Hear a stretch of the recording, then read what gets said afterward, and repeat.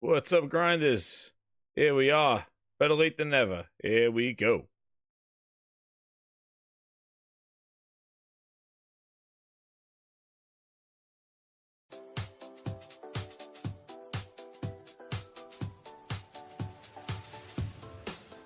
Please welcome to the stage the creator of the Game Awards, Jeff Keighley.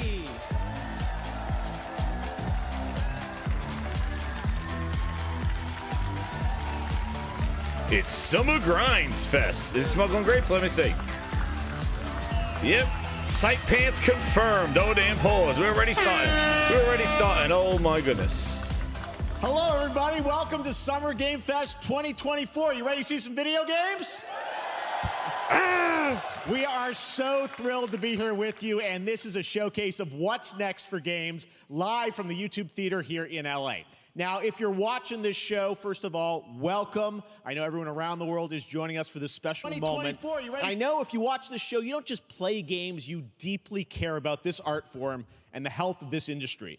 The good news is that we have a lot of amazing games to show you from creators around the world over the next 2 hours. 2 hours? Oh, damn. I don't know about this one. Somebody better get a drink. 5 o'clock somewhere. But let's also face it, this has been a tumultuous and difficult year with company layoffs and studio closures, which have disappointed all of us. But there's also something else happening. Our industry is evolving and changing. Thanks to digital distribution, smaller teams and new creators are finding incredible success. Take a look at this list from Game Discover of the top 10 best-selling new games on Steam so far this year. 2 of them How's the audio sound? are considered Am I too loud on big there? company games, but the other 8 we're just hanging out in the Grindhouse. indie, mid-sized teams or solo developers. I look at this list, it's pretty cool, right? And I get inspired that new ideas, new teams, this is live, and boy. smaller creators can and will break through. It's a reminder to big companies that they have to treat their developers right, because today there are many paths to sustainability and success. Oh, no. That's what makes this industry so great. And you'll see that reflected in the show today, because over the next 2 hours, we'll have big franchises on stage like Star Wars, Batman, and Harry Potter. But also smaller titles, including a few games made by single individuals and first-time creators that we invited to be part of the show because we think this platform is important as a way to show you new things that you might not even know about. So when you see a game that piques your interest, please wish list it, or even better, send it to a friend and get them excited. That's how we together can grow the gaming community. That's right. We are going to do that today over the next 2 hours, as we have a lot of games to show you, plus Day of the Devs directly after with even more indie titles. Day of the Devs. So should we get to the games? Summer Gas Fest. That's up to Cool 1985. How you doing, man? All right. Scoping. That's right, Andy. Begins right now. Here's our first announcement. Here it is. Better not be it. A PlayStation game. This is a hot dog guy. Oh, we're doing Legos. The lead and unannounced action game. We see you as more of a psychic. Oh, sure. I get that a lot, but check out my range. Okay. Oh, man. Sony showing Google Gaga games. Oh, hilarity. This is where we begin. On their little... There it is. Studio Gabo. Hey, neat costume. I gotta get me one of those. Ooh, sandwich. Sorry, gotta go. Who is that? That hot dog guy is Aloy, an amazing video game lead. Thunderjaw went mad and is tearing through the valley. Don't worry, I'll bring it down. This is gonna be fun. Yeah, right in the eye. And cut fire attack. A lonely hero, hunting machine. It's not even like the other Lego games, though. I have friends, you know. Let's do this. Right. A friendly hero, hunting with her pals. Hey, whose side are you Dude, it's like looking like it looks a little like Minecraft Dungeons type Lego. All the shiny things. Woo, buddy. And They just took it thinking Starfield's damages.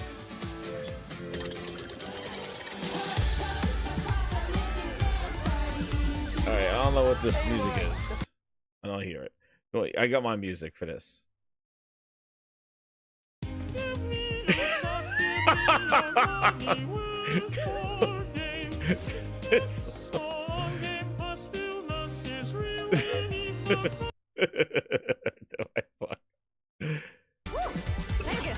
Everything is awesome. What's up, sweet?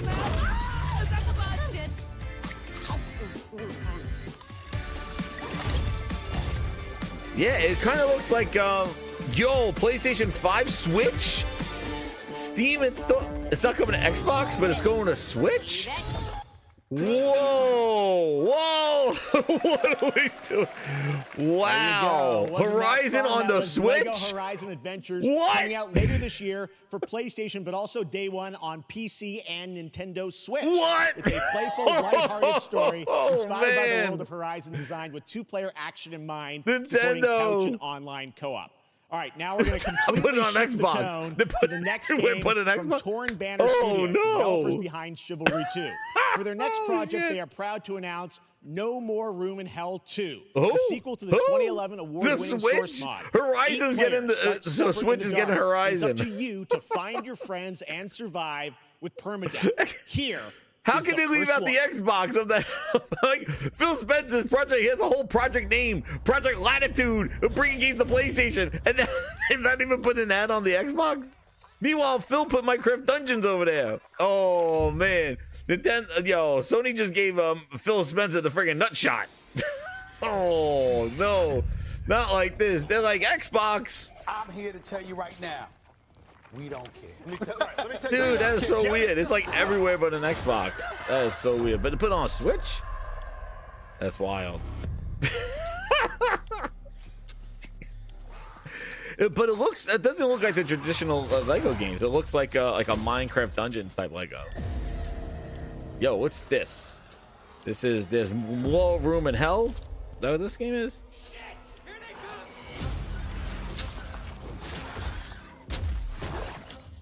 This is like, also like,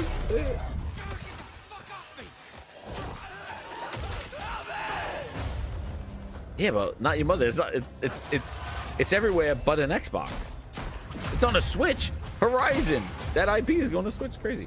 What's it? Massive replayable map. Is this a free-to-play game? What's this? It's a license deal. You're right. Yeah. So that means the Lego, that dev is not putting it over there. That's wild.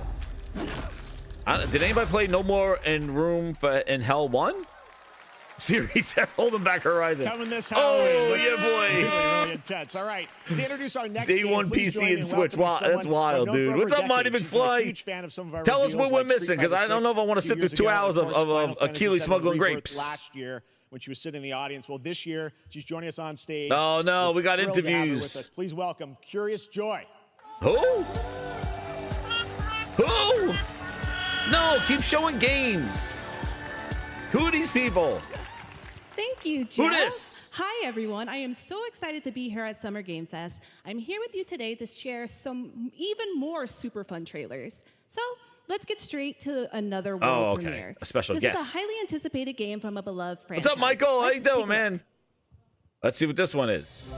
As young witches and wizards, we all dream of soaring through the sky like our favorite Hit that like button, grinders. Spread it out. When it comes to Quidditch, we've all Quidditch. It's Quidditch. Do I have what it takes to be the next Quidditch star? It's Quidditch. Quidditch. You know what's funny is that everybody was wondering where the Quidditch was in Hogwarts Legacy. To keep your composure and face we aren't excited, Brian says. You know what's interesting is that they always want, they're like, where's Quidditch? And now they just made their own game for Quidditch because it wasn't in Hogwarts Legacy. To seek glory for your team. No challenge is too great. No dream is too big. They're now adding it to Hogwarts. That's what it needed to be. Do you have the heart? Yo, is this gonna be like online multiplayer combat? Magic is in the app.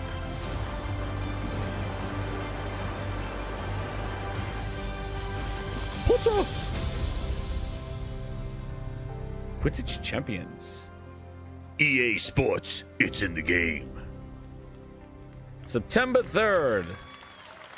Yo, that just said day one PlayStation Plus. That's Harry Potter Quidditch Champions launching worldwide on September 3rd for consoles and PC. Now we move from the Potterverse to a brand new Did you world. see that? That was It day hails one from in a PlayStation single Plus. It's developer, coming in PlayStation Gavin Plus. Eisenbeis up in Seattle, who has been making games all by himself for a decade. His last His name title, is Choo Phil Choo Ness. Charles, What's up, was a RPG? fan How you favorite, doing, and man? He showed me We're just this chilling. next game a few months ago, and We're really just chilling. wanted I to figured, do it here. let's chill. Get ready to backstab, race, or cooperate with up to 20 of your friends in Cuff Bust. Oh? Uh-oh. I don't play this game. Oh, shit, Vin Diesel. Where's Vin Diesel's game? Oh, damn. They're gonna... What? They're throwing soap?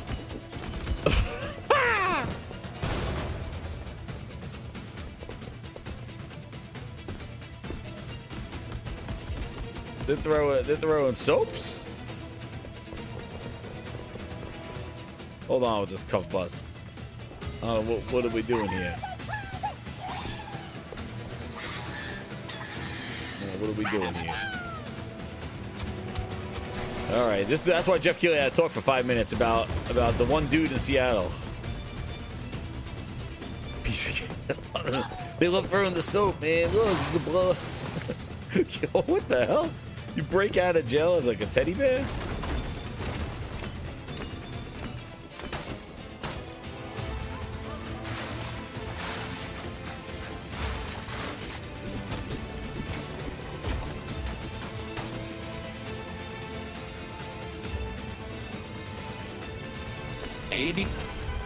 Dive into the virtual world, ready to click. Go, go, gaga, there are no players, can't you see? Jumping in the game, baby, you and me. This is what you get in the game's grind. The Summer Grinds Fest. It's just the entertainment.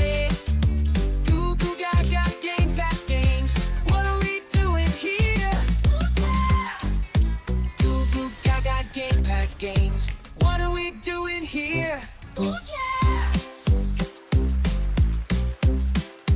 a fun one, right? And remember, that's all made by one person. Congratulations, Gavin. So glad to have that on stage. One dude. All right, next one of this year's most anticipated games is Star Wars Outlaws, coming out on August 30th. Ubisoft, are we going full Ubisoft? And Lucasfilm Games, the first open-world Star Wars game where you live the life of a scoundrel. On Monday at 12 p.m. Pacific, you'll get to see a full gameplay showcase during Ubisoft's Forward event, streaming as part of the continuing Summer Game Fest events. But right now, we've got an exclusive new glimpse at the game, just a small taste. Who's going full Ubisoft? Let's go. Work in progress does not represent final quality of game. We know Ubisoft now. It could potentially be a downgrade. Just hold on. This game looked cool last year when they showed it. I liked it last year. It looks awesome. But I don't know. Ubisoft though, a little bit of a smell coming across the Grindhouse. I don't know. Looks cool. That's from last year. I don't know. Let's see. Exactly, not your mother's. Let's go. All right. Let's see. New gameplay reveal for Ubies.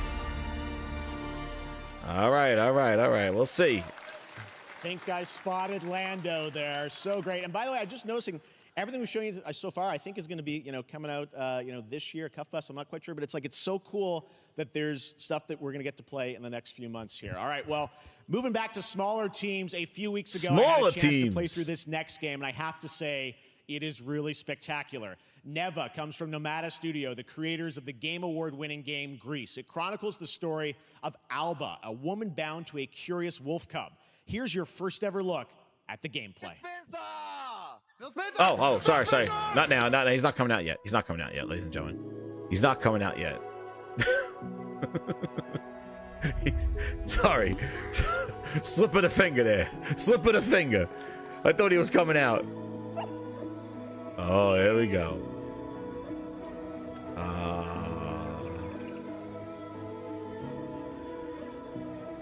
Oh, shit. Sorry, make sure everybody's staying awake, all right? Just making sure. Jesus. Stay awake now. It's qualityness. The other one, the other game with a jailbreak game was one guy. I don't know how many people this is. We keep sticking with the smaller teams. Sir, do we get the win this time? What's up, Ice Queen? How you doing? Keep your pants on. Hey, man, put my pants back up. But Phil Spencer's not coming out yet. He's not coming out. Hold on. Oh. Okay. Holy Spirit, activate. There's the Holy Spirit in the game. Holy Spirit, activate. He gets slapped.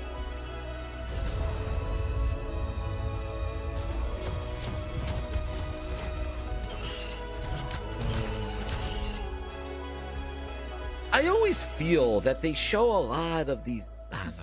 Now remember the prices? Jeff Keighley, his suit and stuff. How much it is to how many minutes to pay for this thing? Never. Trust me, that game is such a true work of art. Where's it going? I didn't see. Never. See where it's going. Trust me, that game is such a true work of art, especially when we get into some of the combat. It is tons of fun to play. And there's much more coming later today in the Devolver Direct, which will air directly after the Day of the Devs on this same stream. So we got lots more for you. All right. All right, next, it's time. Architects. There we go. Let's skip them. Working in these walls of time. What's this? Let us all for death prepare. You kind of fed up? Not anymore on 2D side scrollers? Yeah. What's this game? Oh, is this Age of Empires? What is this? Then die ingloriously and without a struggle. Oh, the Grindhouse is detecting something from Game Pass. They consent it. The Grindhounds are on this one. Oh, really? Get them, Grindhounds. They're saying this may be a Game Pass game. All right, they smell it. They're scenting it. All right. Oh, get them, Grinders. Are they smelling something? They're smelling something. Is Lord of the Rings? No, this is not Lord of the Rings. They got a spaceship. It shall. This is Sid Meier's Civilization. It's not even pink, this raw. And Coop has delivered undercooked salmon. Hello, everyone. It's Summer Game. Geez, Sid Meier's still around. Oh. Oh. For Axis team, we are thrilled to finally announce that Civilization 7 is coming day and date to PC and consoles next year. I'm in awe of the amazing team that has brought us to this. Fire Axis still making games. We also have to thank you, our incredible fans around the world, for your overwhelming I know people like this support of game. I never really played Civ. for over 30 years. So. We can't wait to share more, and we hope you'll join us later this summer for the full reveal of Civilization 7. Jeez. In the meantime, stay civilized. Dude, I remember like Civ 5 came out. That was like a big deal. I don't even know what happened to 6, but yeah, I don't rock the Civs. All right, guys. Oh, here we go. Dirty ass feet. What's this? Oh, this got to be a gameplay, right? Is gameplay? Gaming. Ghost of Tsushima 2.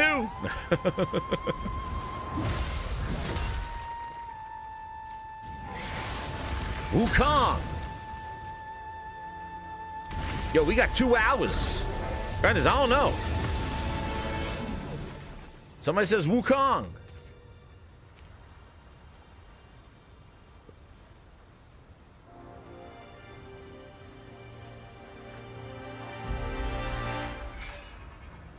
Just took a Q-tip out of his ear. What the hell?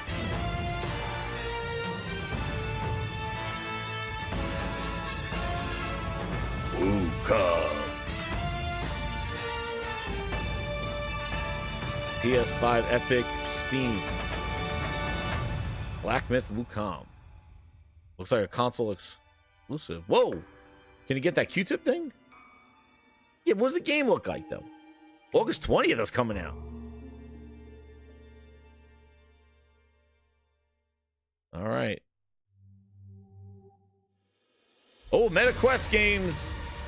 Oh, this is the commercial. This is a commercial. This is a commercial game. This is a commercial.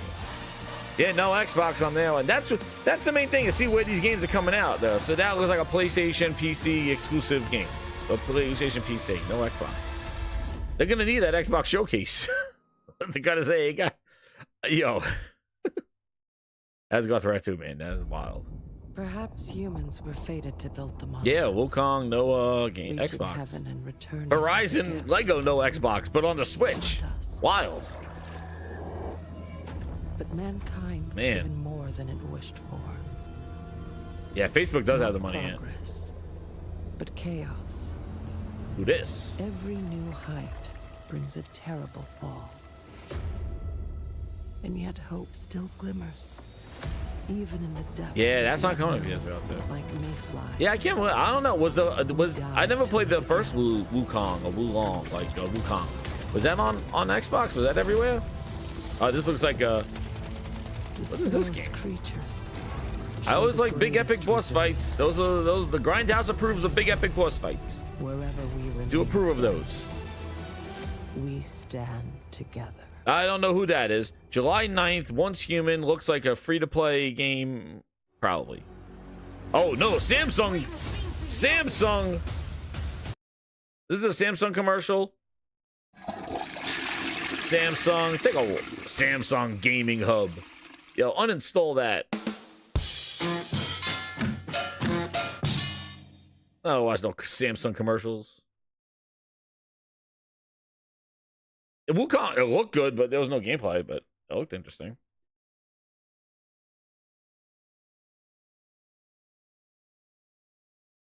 Before. Only these past Warhammer. Then there is I never played the. I think I played one Warhammer. The numbers are endless. I will take you all with Yo, these games will keep looking better and better, but I think their performance was not too hot. Because the Warhammers and stuff like that. I don't know. I don't think I ever tried one. Space Marines. They're like almost like Gears. Yeah, Claymans. That was no console required Samsung hub. That was. All right, welcome back to Summer Game Fest. We've got some amazing developer guests joining us throughout the show, and I'm very excited to introduce our first guests. They are legendary creators who are working on a brand new fantasy RPG Metaphor, slated to launch this October. Please welcome the director and art designer. Warhammer Israel. It looks good. Yeah, it's looking even better. Katsura Hashino and Shigenori Sojima. The Persona dudes. These Persona? Who are these guys? Metaphor. Uh-oh. Is that a game? What's this? ありがとうございます。アトラスの橋野です。今日は副島さんと一緒にこのステージに立ててとても光栄に思ってます。Thank you, everybody. It is a pleasure to be here. My name is Hashino, and I am the director of Metaphor. It is a pleasure to be here with Mr. Soejima. このゲームはね、アーキタイプという他のゲームで I got the translation. その姿に主人公たちが変身して明日の未来のために戦うというとても熱い RPG です。This game is an RPG in which the party members transform into their jobs, which And you can't stop me. types allow you to against your enemies. Sorry. アーキタイプは誰もが持つ不安と向き合うことによって覚醒する力です。すべてのアートワークは力強さとオリジナリティを意識して描いています。その総数は40種類以上にも及び、経験を積ませると一部のアーキタイプは進化することもできます。Oh my God, that's what he just said? Archetypes are the embodiment of power born from the will to face your fears and anxieties. We gave it our all to instill each and every archetype with a feeling of strength and uniqueness in each of their designs. In total, there will be more than 40 types of archetypes available in the game. These archetypes can gain experience, I know, right? Like, some of them can evolve into stronger Day1 PC and the Switch, dude. メタファーはアトラスの RPG、我々が作ってきた RPG のノウハウをすべて結集させて作っています。とても大きなボリュームのゲームです。I appreciate them on stage and stuff, but show the game. What is it? I don't even know what the game is. ぜひご覧になってください。 Hit that like button. That's right, Lucci. Everybody hit that like button. We are pouring all of our acquired expertise into this game to make it as exciting as possible. In fact, we've even brought our latest trailer today, which is centered around the topic of these archetypes. Nice. Thank Show you very the trailer. much, and we hope you enjoy it. Nice. Show the trailer. It is said that we all have inherited heroic virtues deep within us. Xbox logo. What is that? They have branding on this? Reality is, we oppress. We fight. Are you serious, Don Johnson? Or are you joking about the Wukong and having trouble running on the Series S? Flows through this Dude, there's a lot of games. Yo, Lego can run on it, though. True magic. So is this these the Persona people? Who are these people?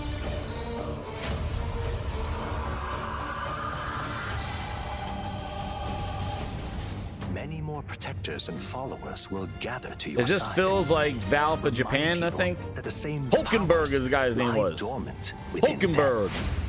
On guard! You must acquire more archetypes and bring them together.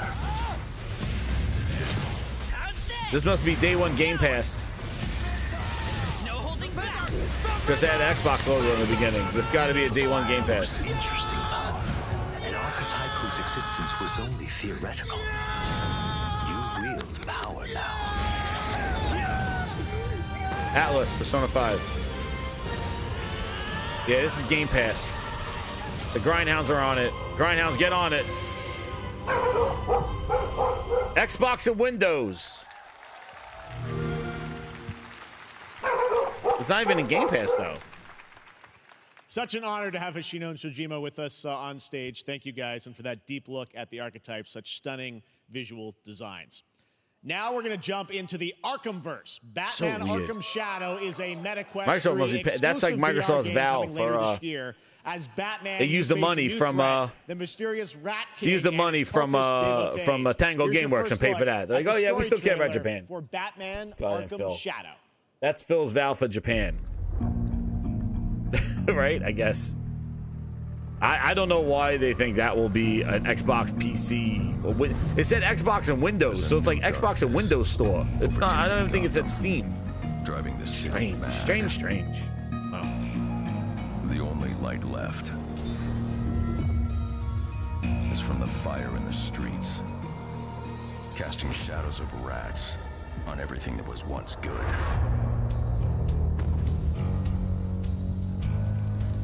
Fear is their weapon.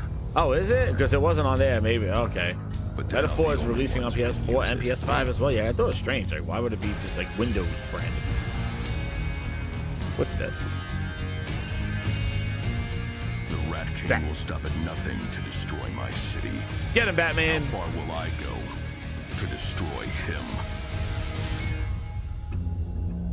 Arkham Shadow on the MetaQuest 3 VR game. See, that's the bullshit. Like, come on. Like, show the VR. Come, you know. Tune in for official gameplay trailer at Gamescom.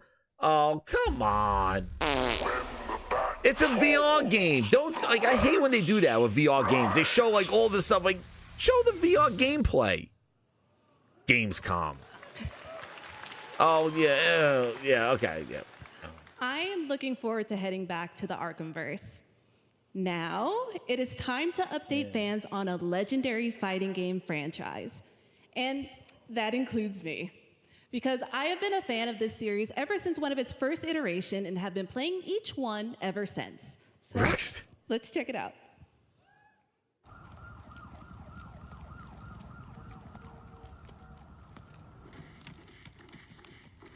Guilty Gear.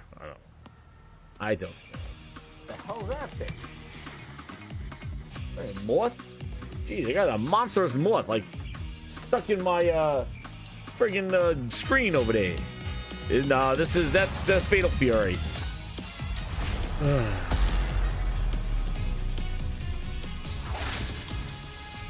Whatever, I don't need to listen to this. We got some music for everybody. Wait, just wait till E3 there will be a showcase, but I can't say when all our games need help. Bootleg Studios helping with Perfect Dark. Street Fighter! What a surprise. They're bringing Mai. Mai's from, she's from, oh, I forgot what the hell she's from. I like Fatal Fury. So going crossovers. Look at this. They're resurrecting Bison.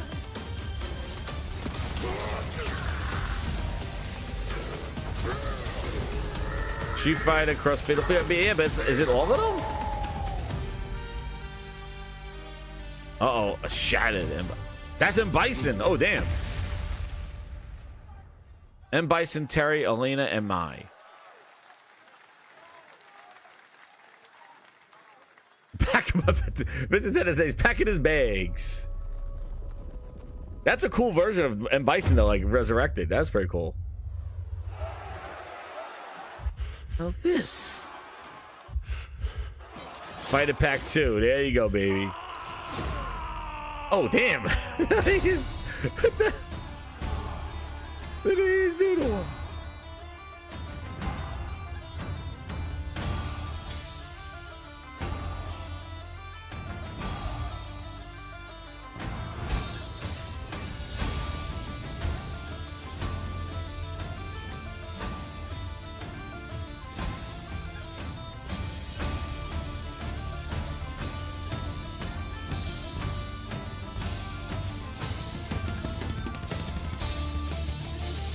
I got my music. Yeah, I put my own music over there. I like my music over there. Grindhouse music. Yeah, my music's better.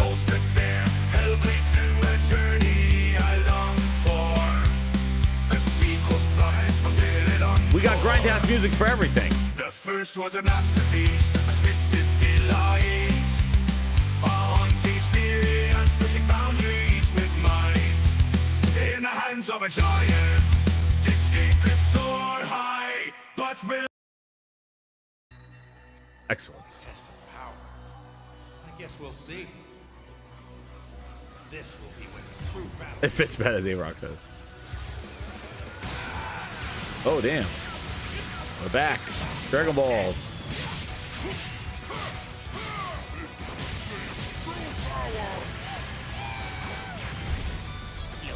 1,000,000 pieces, just like I did that earth. You talking about thrilling? Don't you dare! I'm not going to hell alone. You were only on the ride. Are you ready? Do it! Dude, Keeler's gonna have somebody come out there and talk for 25 minutes next. Watch. Bye, my friends. Hanging out with the grinders. That's it. We're just hanging out with the grinders. We'll have some fun.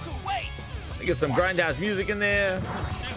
To get some. Now you suffer my wrath. You are a prison boy. I will show you the true form of autonomous ocean. That changes everything. This hurts. Nothing to see here. This one's a little low. October. I agree, Miss Tennis. I'm getting tired of There Keely. you go, Internet. We got your release date for Sparking Zero, October 11th. Now we step into the world of Delta Force Hawk Ops, a free-to-play tactical shooter available to play on all platforms. Here's a look at their multiplayer FPS extraction mode. Oh, man. Team, rally up. Free-to-play extraction mode everywhere. The situation at Zero Dam is now very serious. With conflicts escalating between Havoc Corps and Al-Sala.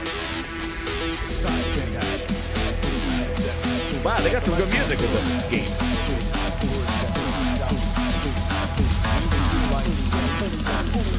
Let's see that booty drop.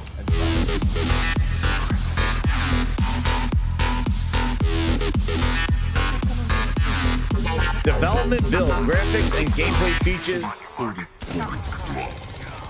Go, go, go. Clear the area. Who's running around? Like, why is it so slow? Is it like tactical, like Rainbow Six? Oh my God, look at that flamethrower.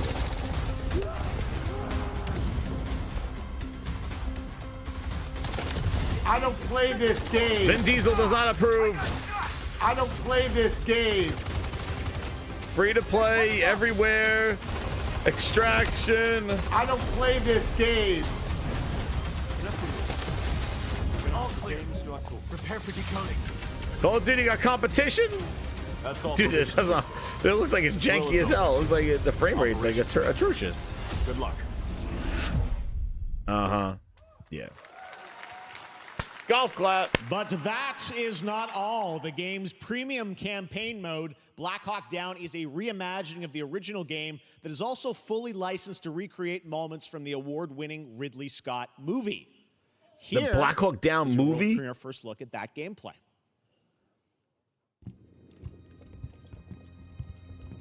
They're like, get it out before Call of Duty. Get it out before Call of Duty.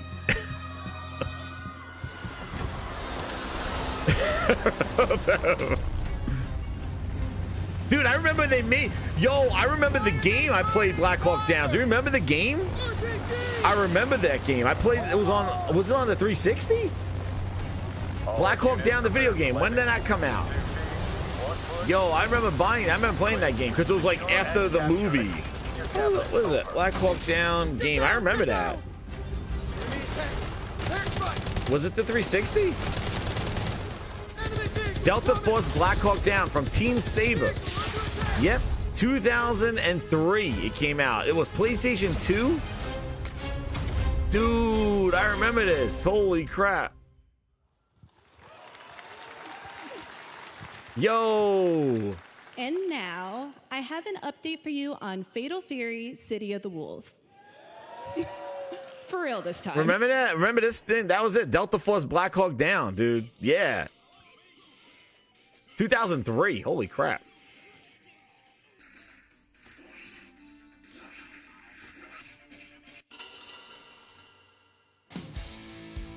Windows XP and Vista. Damn. Oh my god, that's what it looked like? Jeez.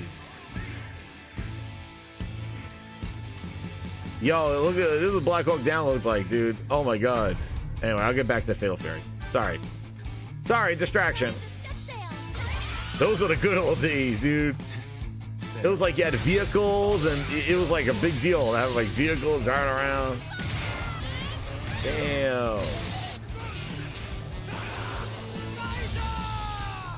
Oh man.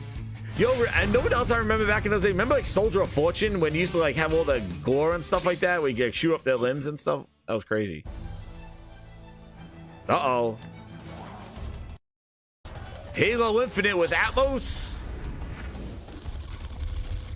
Oh no, hey, Phil. I waited for Halo, and all you gave me was bootleg Joe. So now we sit and wait for content. That's the best they got. It got a Dolby commercial with Halo. Oh man.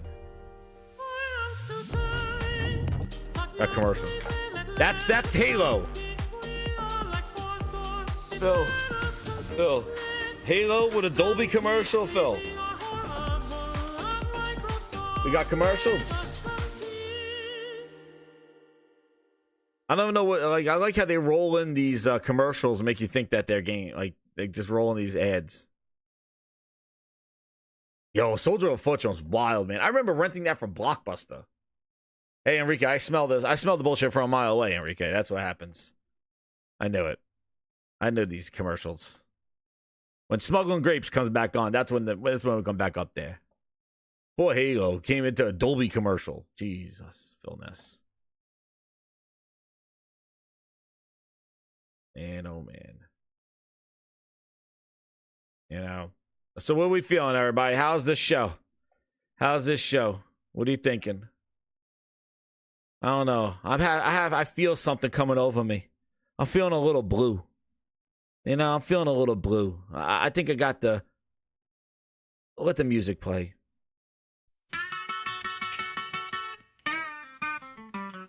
The Mad Booty Blues. I got the Mad Booty Probably has Blues. gone cold and you made Xbox lose their way with Halo.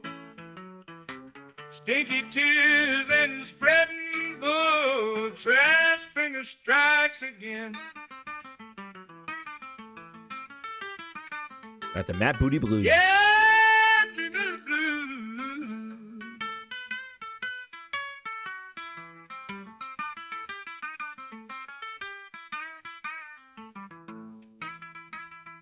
Coffee has gone cold and he made Xbox lose their way with Halo. Stinky tears and spreading boo. Trash finger strikes again.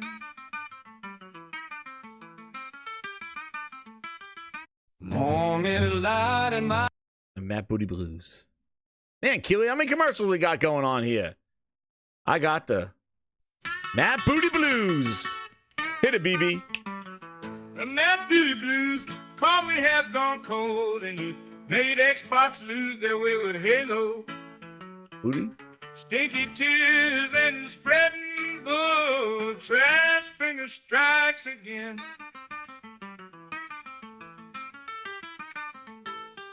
Yeah, blue.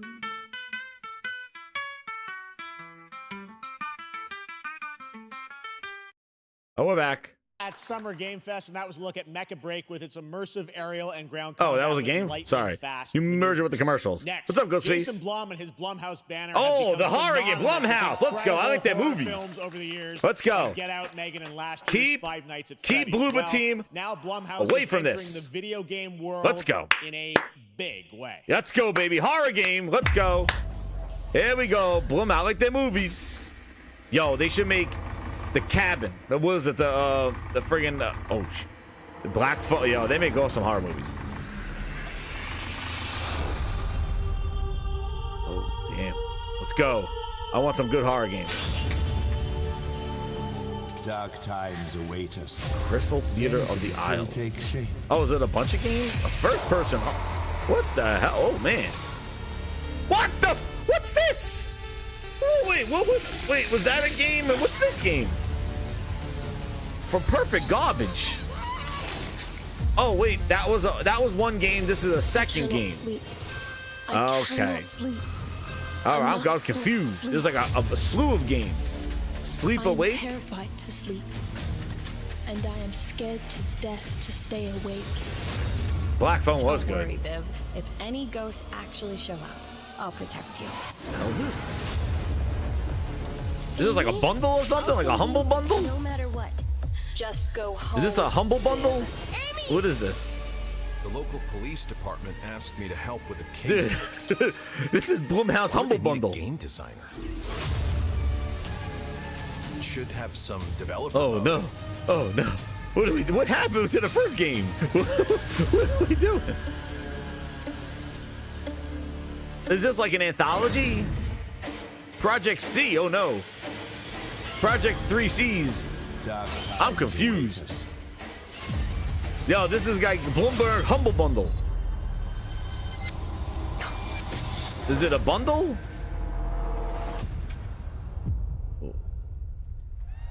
All those games, $20?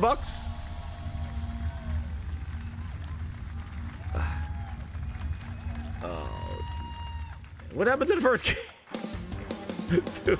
Dude. Please welcome Jason Blum, CEO and founder of Blumhouse, and Luis Blaine. Come on, we're gonna talk about it. They confused the shit out of me with the friggin' videos. They got 20 games there. It looks like a humble bundle. Oh, now we're gonna talk about it. Oh shit, Hey guys, we got ourselves a full slate there. That's incredible. So, Jason, tell us a bit about. Dude, they made those games in a weekend. Some of those games. Games like this. What are we doing? Well, we've been very, very busy. I'm very happy to be here. Thank you. Dude, for showed having up like us. 2 years Thank ago. you It's like, guys let's all. make Great 10 to hear, games. the fans out there. Oh man. You'll all be very happy to know we're working at this very minute on the sequel of Five Nights at Freddy's. It's coming. Oh yeah, that was a good movie. I like that movie. Worry. That was like Anyway, horror is, to my great relief, getting more and more popular. Our movies are working. It's working on streaming. It's working in live events. And we wanted to try and take our approach to movies and apply it to games. And that's what you see here. We're going to do independent games. We're going to look for creators and give them a platform and encourage these creators to be weird and subversive and find the most effed up, scariest things they can. Yeah, I kind of like it. Really I like cool that approach. All right, all those games, $20. They look great. It's a really diverse, cool slate. Luis, tell us a bit about, we saw a bunch of games there. What can you tell us about kind of the overall lineup of games? It's a bundle. As you just saw from our slate, Our horror games are a lot like Blumhouse movies. They come in many different flavors of fear, which means there's a horror game for everyone. So maybe you're a fan of nostalgic. I want to see that first one, that shooting going. What was that? I don't know. Then all of a sudden they went first-person shooters. Or maybe, Jeff, you just want some bonus murder in your otherwise very cozy farming sim. Yeah, all those games for $20. Let's go. As horror fans, we know that pre-order $25. I'm ready. All those games $25. Independent development Humble partners, bundle. They feel Grindhouse the same, bundle. and they're just as excited, which means we've got psychological nightmares. What? We have supernatural. Yeah, some of those games scares, look like they're part of the bundles. And our team has worked really hard to work with global, creative, talented partners, and that means for us that we really want to, as we're working in indie projects, which means that we can take risks. You know, we can be flexible, and really we can push the limits of what's possible in scary storytelling, and we're so excited. Let's go. No, it looks awesome, all the stuff you have there, and I know, you know, I like horror anthologies. I think that's cool, some of these but are coming soon, Jason. Right? We got a good slate. Well, yeah, we're on PC and console, and yeah, we wanted to start with not just one, but we wanted to start with a few games. So, you want to tell us about those? Yeah, so Fear the Spotlight is our first release coming later this year, and it really hits our mission statement. It's an amazing 90s horror experience. It's got great characters, a compelling narrative. It's also super creepy. Which one was I think that one? people will be big fans of it, even if you're not normally into horror. Is that like the walking around one? Fear the Spotlight is getting its first trailer as part of the Day of the Dev showcase, so stay tuned after the show. Directly after. Awesome. I like the idea. I know this is just the start, so we'll probably be seeing you in future years with more from Blumhouse Games. But guys, what do you think of the slate? Pretty amazing, right? I like the idea. Jason, Luis, just some of those games though looked like it looked like it was a bundle. Right. Like here's like a bundle and now, of stuff. Here's the world premiere of a brand new Power Rangers game with a retro feel. Power Rangers with a retro feel. Oh, they better do like Ninja Turtles. Let's go. They're like Ninja Turtles. Let's go, like Ninja Turtles. I got. Oh, I'm down for this. Quality flute. I'm down for some friggin' Power Rangers like Ninja Turtles. Woo! Screw that. Just play my flute. Dude, I got my flute. We're ready. Maybe I want to top my guy. Oh, no. Looks a little too pixelated, but I like this though. I like those Ninja Turtle games, and let's see how I decide. First person. All right, I'm done. I'm ready for this. Let's go. I'll get that. Let's go. Quality flute. I'll play that. I like that.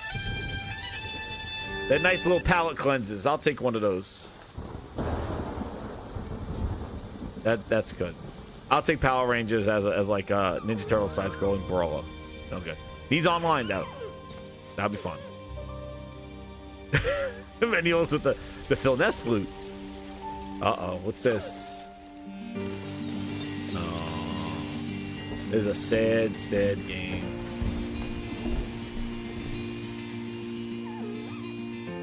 This tugs at the heartstrings of all the grinders in the Grindhouse. Hit that like button of 100 here. I know there's a lot of places you could go watch this, but you prefer to watch it here because we got the Matt Booty Blues. This is the most entertainment you're ever gonna have during a Jeff Keighley Smuggling Grapes Fest, Summer Grinds Fest, ladies and gentlemen. Tugs at the heartstrings. Summer Grinds Fest. Uh-oh. Somebody's about to piss him off right now. Very emotional. This is Bambi. The days after Bambi. Looks cool. Looks like a cool aesthetic to it. Kick his ass, Bambi! Kick his ass, Bambi!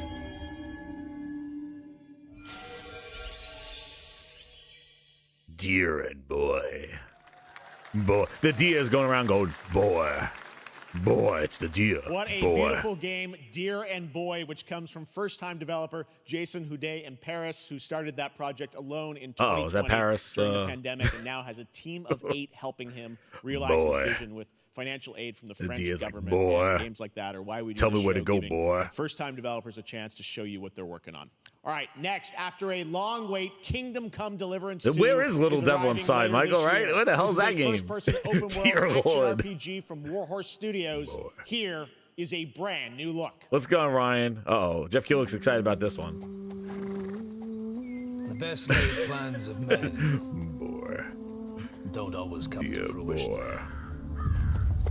This is Horse. Proposes. Yeah, Cosmic Hero. 2025 is the year gaming will be bigger. You think giving it 2 years? Right in the bowl. Next year, I think. Yeah, I give it next year. You're right. 2025. I think. I need to find them.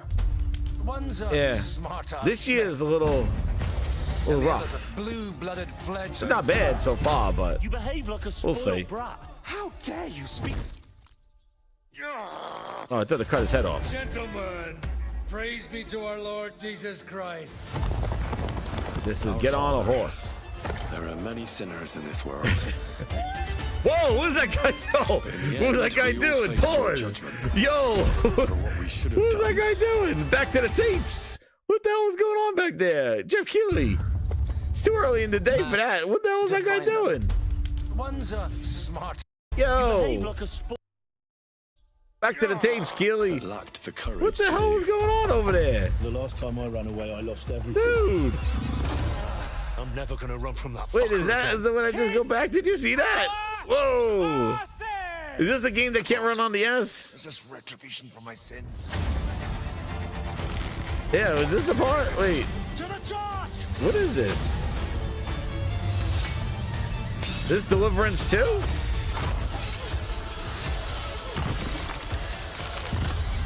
Yo, I had to see that. Come on. Call that horse, bitch. Wait, I gotta see what the hell. Oh, King, this is the game that can't run on the S. Phil said, no way. Hold on. There's to do. It was before this. There are many sinners in this world. Yo! Holy crap, what the hell? What are we doing here? Kingdom Come. Next, we Kingdom Come. Mind of Silent Hill creator Yuichiro Toyama-san. Back in 2021, we announced his new game Slitterhead at the Game Awards, and now stop going back. I will. At the Sorry. gameplay from his independent Tokyo Kingdom Pause Deliverance. Sorry, this was in shock. I'm like, well, wait, what the hell's going on? Kingdom Come. Oh shit. Oh shit. Yo. Kingdom Pause.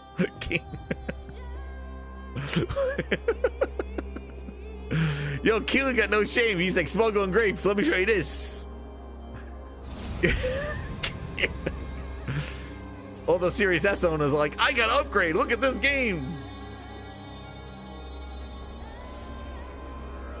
What the hell's going on? What the hell is this? What are you? Are you a virus?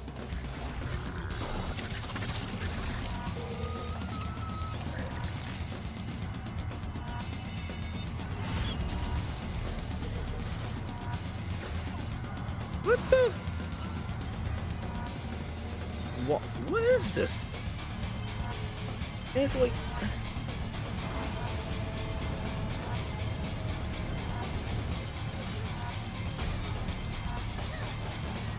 Like, do you listen here? I know, right? PC Hawk, it's crazy. There's Sony putting games on the Switch and still not on Xbox. After Phil is giving Sony all their games, they still won't put Horizon on the Xbox, man. Sony just gave Phil a nut shot. It's crazy, PC Hawk. They're putting games on the Switch before Xbox. Wild. It's on everything except an Xbox. Explain that to me, PC Hawk. Incredible. They're just putting their games where they'll sell. They won't. What the hell? Dude, that just guy grabbed his arm? What is this? What?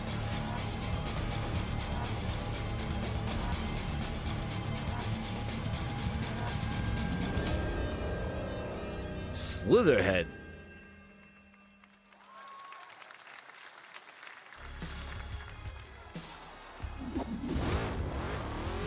What the hell's this thing? Mr. Potato Head?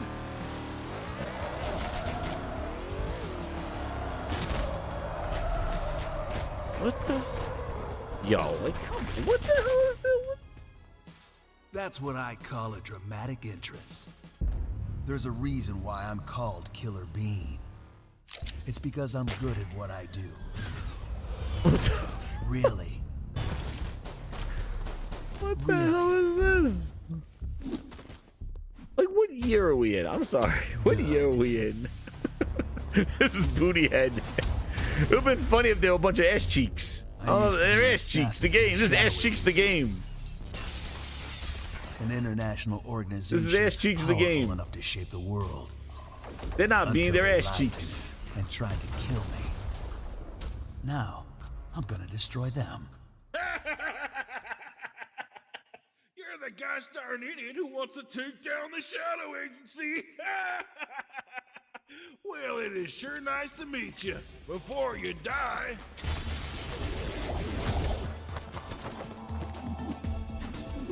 This is like a 2020. Like, this is wild. Like, what? Yeah. That looks like it's cool gameplay. I like the physics, all the beams. No. They made me who I am. What the? And I will make them pay for it.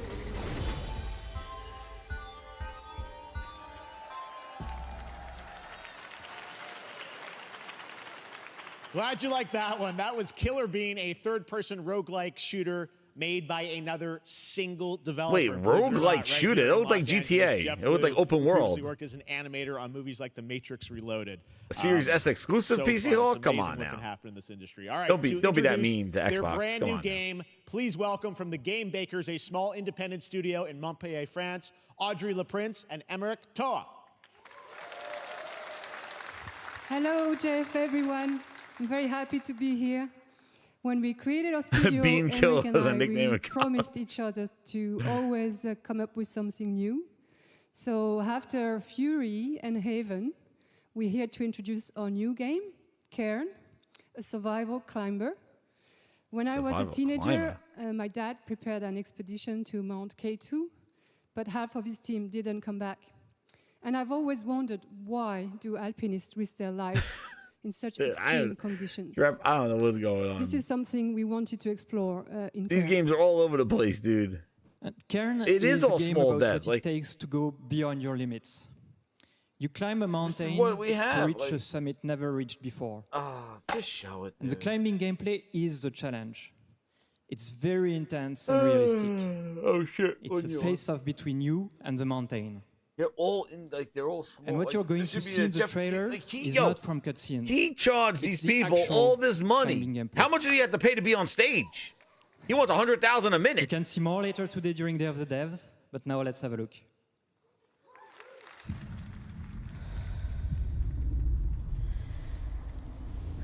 PC Hawk's cashing out.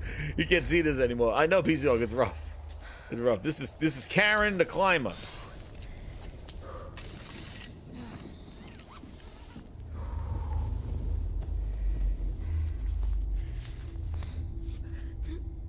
Yo, no. Nick, don't start counting the yawns. Dude, I did this in VR. What happened? I did this in Call of the Mountain.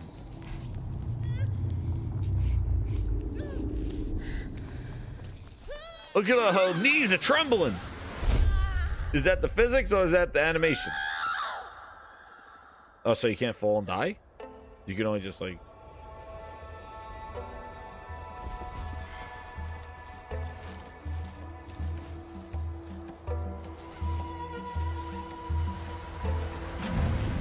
Just call it vertical limit. That's right.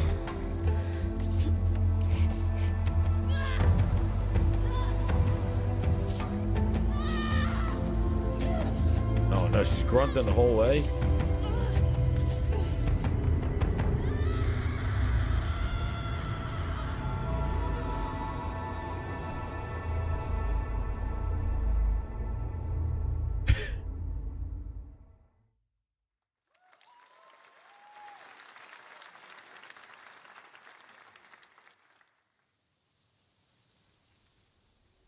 I'm not meant to be here. I'm a fighter. So wait, we are I'm meant to be in this the started arena. at 5, so we're an hour. We're halfway through. This is But instead, yeah, I'm we're out here in halfway the middle of through. the woods, running a tea shop. All right, halfway mark, Grinders. What do you does think? running a tea shop involve? Well, there's a lot of gardening, Grinders. and I've had to get used to the pretty unique tea machine. Halfway we've got through. here. I'm still One of having these the tasks- I'm having the Matt Booty Blues. Poppy has gone cold and he made Xbox lose the way with Halo. Stinky tears and spreading boo. Trash finger strikes again.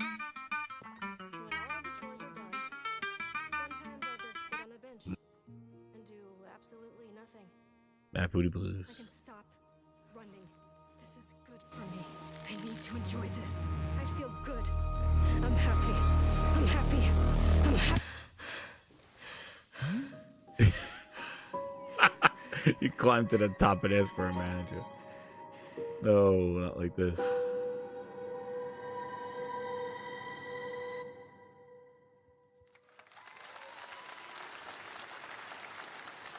That was Wonderstop, the announcement of the next game from Davey Redden, the creator of Say the Ice Stanley Queen. Parable. I sense there's a twist coming, as you would expect from him and Ivy Road. Them Cannot Booty wait to play Blues. that. All right, now here's a look at the story trailer for Unknown 9 Awakening, a narrative action-adventure game that tells the story of Haruna, a young woman born with the ability to venture into the fold, a dimension that overlaps our own.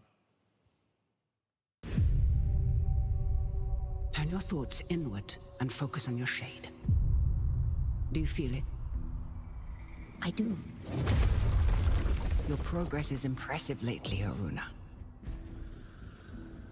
These are incredible. They called themselves the Sahin. 9 among them were chosen and shielded from death. The Unknown 9. Does this have anything to do with why Vincent is here?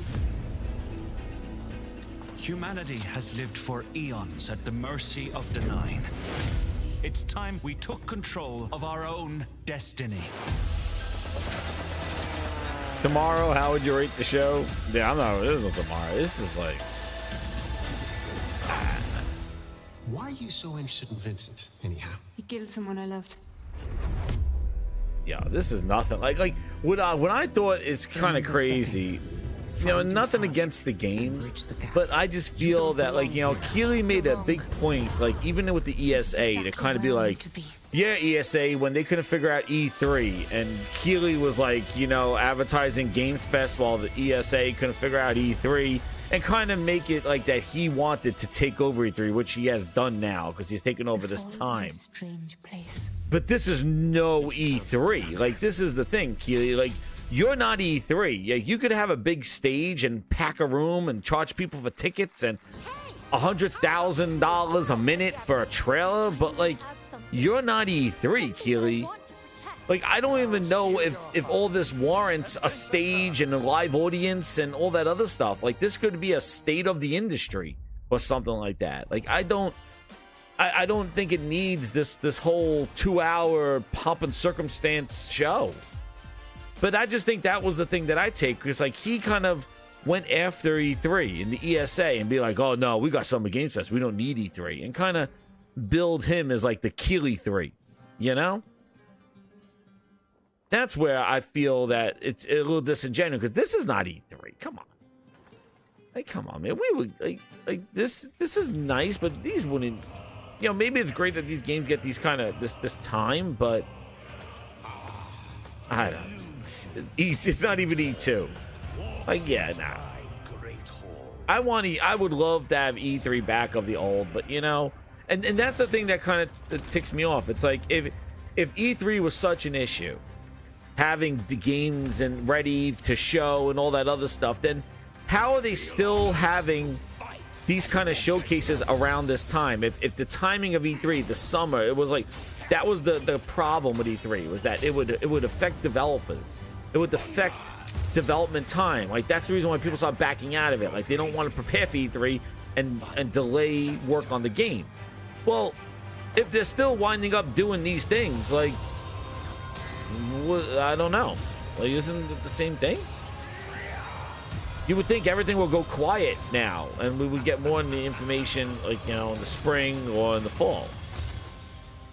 But what I don't like about the cadence of this stuff is, like, I wish now they would kind of be showing you what the holiday is going to be, like, what the lineup is going to be, what we're going to play, you know, like these big games, like, oh, man, here's September, here's August, here's October, here's November. These are the tentpole games. And it's like, dude, I don't even know if these games even stand like September 12th and 13th. Like, are they even gonna? They're just gonna pop up on your store and be like, oh, okay, oh, $40 for this, or $30 for this. Like, oh, okay. Oh, does it show up in your service, your subscription service? And that's the other problem. These kind of games now, you know, these kind of games with subscription services now, people are like, oh yeah, I don't have to go out and go get it, which sucks. But that's what people. That's what the industry's turning into now. Powered by Unreal Engine 5 is a next-gen looter shooter with dynamic cooperative gameplay, including a grappling hook mechanic. It is finally set for release, and we're very happy here to debut the new trailer.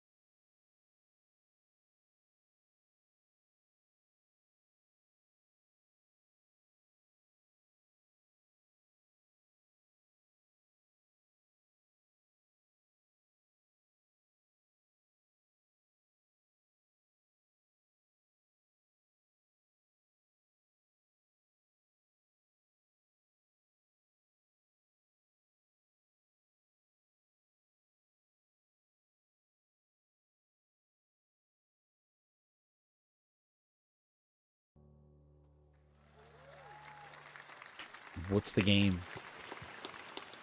That looks awesome.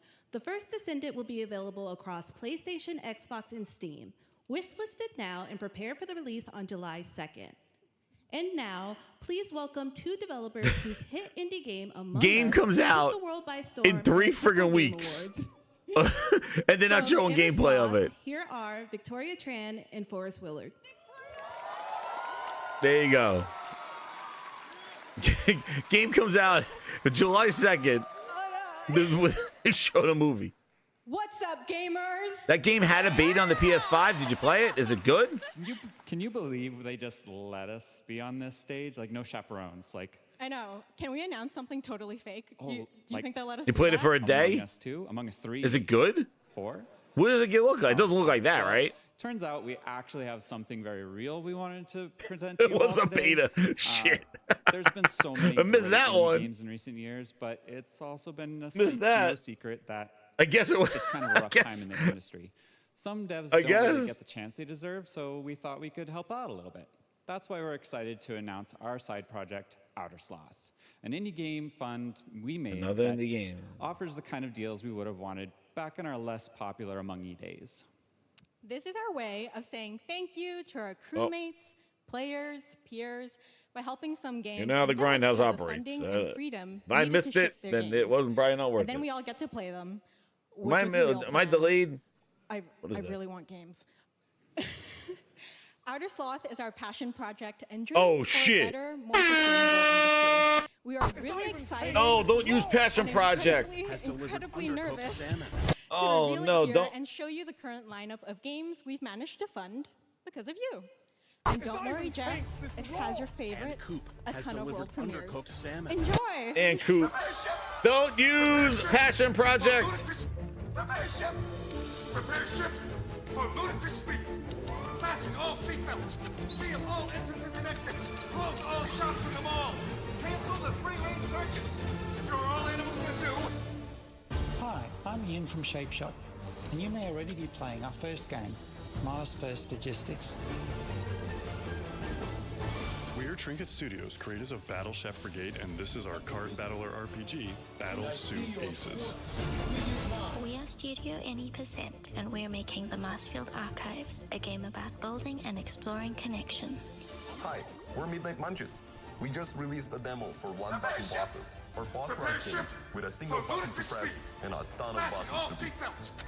Hey, I'm Husband, game director of Huscraft, and this is Rogue Eclipse, our epic spaceflight action roguelike, where you'll have to customize and master your starfighter. Yo, the industry is changing. Like, what is this stuff where like these like little indie places have like a publishing arm and they're like releasing like 6-7 games? Hi, I'm Eka, creative director of Outer Loop Games, makers of Thirsty Suitors and Who? Falcon Age. In our new game, explore the There are like 20 games here from indie. Like, what are these cook up tasty indie? dishes from Man, local it is like fight off corpos, Yo. discover new dosa recipes, and reunite with your strange loved ones. Yeah, like what is this? This is like indie publishing arms now. They're like, hey, let's just get let's just make like 7 games in a weekend. Yo. How much did Jeff? How much did you charge those people for that? All look fantastic, and I cannot wait to play them. But Humble those bundles. amazing indie games aren't the only thing coming out of Inner Sloth. Did you know that there's going to be an Among Us TV show? I thought they're out of slot. Oh. Sounds like you did. Yes, there's going to Yo. be an Among Us TV show. Check out this sneak peek.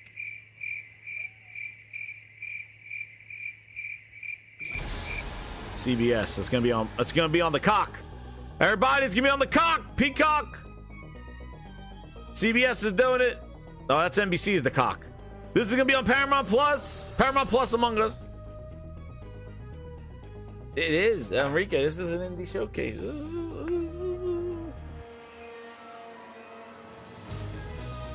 I'm here to tell you right now, we don't care. So they're having a movie with nobody talking.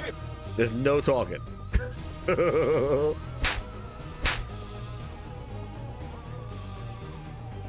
Yo, this did not have to be 2 hours. This didn't need to have a stage. This didn't need to have an audience. Like, this is what I mean, Keely. Take your smuggling grapes and go somewhere, because this ain't it, dude. You're not even you hired somebody now to do your shit. He brought this lady out here. He said you announce all the horse shit. Greatest hit collection. That's what Keely did. He just put her out there. He said, you announce all the horse shit. I'm going in the backstage. Now Smuggle some grapes. Time for a glimpse of Shadow's brand new powers and gameplay from a standalone campaign. Who? As well as the official release date announcement.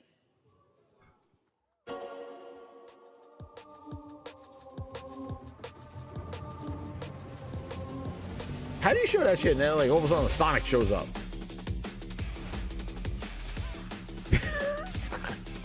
Sonic's still trying to find his way, dude. He's just like, okay, now we're going back to 3D now. We tried the 2D. We're going back to this now. Poor Sonic team. Just stick to making movies. Like, I feel bad for Sonic. They're like, they don't even know what to do. They're like, we're doing 3D again.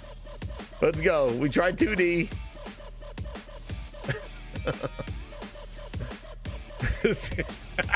Keely's doing a wardrobe change. Oh, shit. Poor Sonic, man. They lost their way.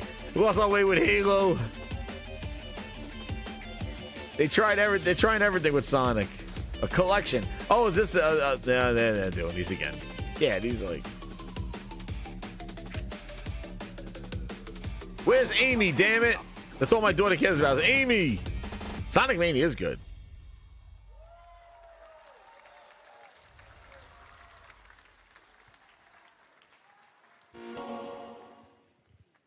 Pussy. The Year of Shadow, right? A movie coming in December too. Exciting stuff. Oh. Right. In the upcoming online survival game Dune Awakening from Funcom, there is one small decision that unleashed a chain of events which set the stage for the story the player will experience. Let's find out for the Dune first time Awakening. What that is. The only peace I find is a future that never happened.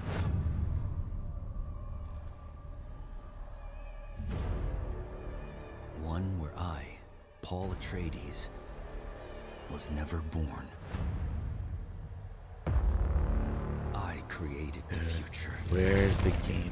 Why they show these service game? Whatever. I don't know what is Dune. What is this? Dune Awakening. Please, Grinders. Forget me if this is like some sort of like hype on Steam. I don't know. What is this stuff? Dune Awakening. Is it out yet? Did it come out? What is this? Given birth to a girl. Dune Awakening. Everything would change. Beta sign up. Dr. Yue exposed before. What's the game? A world where my media. Let me click on media. Did we see the game? Atreides surviving the Battle of Arrakeen. Creative book, video. Sardaukar deployed to protect. Arrakis is one of the harshest planets in. There's a guy standing there talking. A war of assassins spreading across the planet. Wish list for 1 million wish lists. They're celebrating their wish lists. Exterminated. No, preview roundup. What was that? PAX. Let me see. No, all right, look. Here's gameplay. Here's the game. No, Kwisatz Haderach. Yeah, I'll show you more gameplay than Jeff Keighley is doing. All of my visions lead to horror. Skill tree. Here's the game. Except for this one. This one leads to you. Oh, okay. So there we go. I showed you the game shots. I showed you more game than Jeff Keighley showing. There you go, Grinders. I give you the behind the scenes. There you go. More Dune Awakening coming at Gamescom ONL in August. Now it is time to see the announcement of another new game from a brand new development studio. Yo, what are we doing? What are we doing here? Helldivers the cartoon.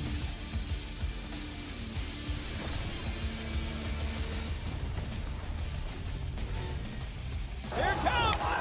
Oh my God!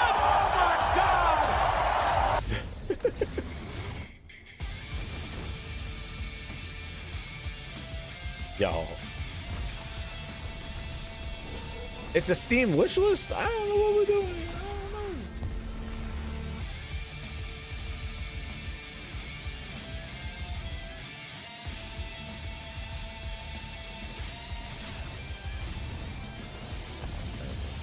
Guys, you know what time it is.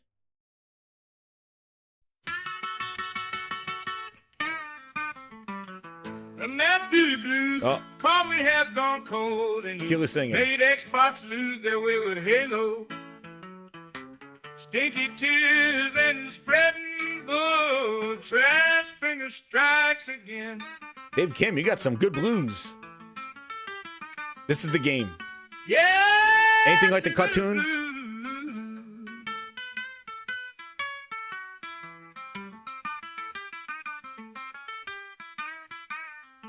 This is what I hate.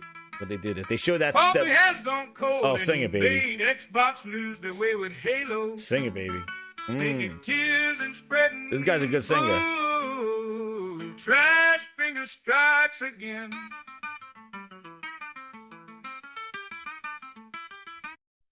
This is the thing I don't like. Like, this is what they do. They showed you 20 minutes of cartoons of this, and then it's like, oh yeah, wow, that looks great. Okay, and then here's the game. This is what I mean. I'm like, why? Why show us that's movie? There's the game. This is the game. They just showed you 3 minutes of that CGI cartoon, and then here's the game. This is what I mean. The cartoon has nothing to do with the game. The bullshit. I'm not listening to shit. Let's hear what he's saying. Let's hear what this guy's saying. Very turned into this. A bump in the road comes, and she's be sarcastic. I won't be coming back until Saturday when you leave. She's gonna try to stop me, but she can't run in those little high heels. Damn, Keely! See this face again. Wrapped in the world's most deadly game show. Now, after dozens of updates in 2 seasons, we're unveiling where contestants will be going in the all-new season starting next week on June 13th. What? Sharpen your katanas and welcome to season 3 of the finals. Oh, yo, they're on season 3? They're on season 3 of the finals? I'm here to tell you right now, we don't care. Let me tell you something. We don't care. Jerry. They're in there. Now they gotta start getting crazy now. They gotta start bringing some whack ass shit in there now. Because we got chefs in there. We got they got some crazy ones. Oh man. They gotta add some wacky ass shit now to the finals. Yeah, bow and arrow people. Yeah, they gotta go Fortnite now because they're on season 3. Yeah. With samurais, yeah, they're like, yeah, we gotta throw everything in there. Throw everything into the finals. They got ninjas and samurais, like, what the fuck? Oh man.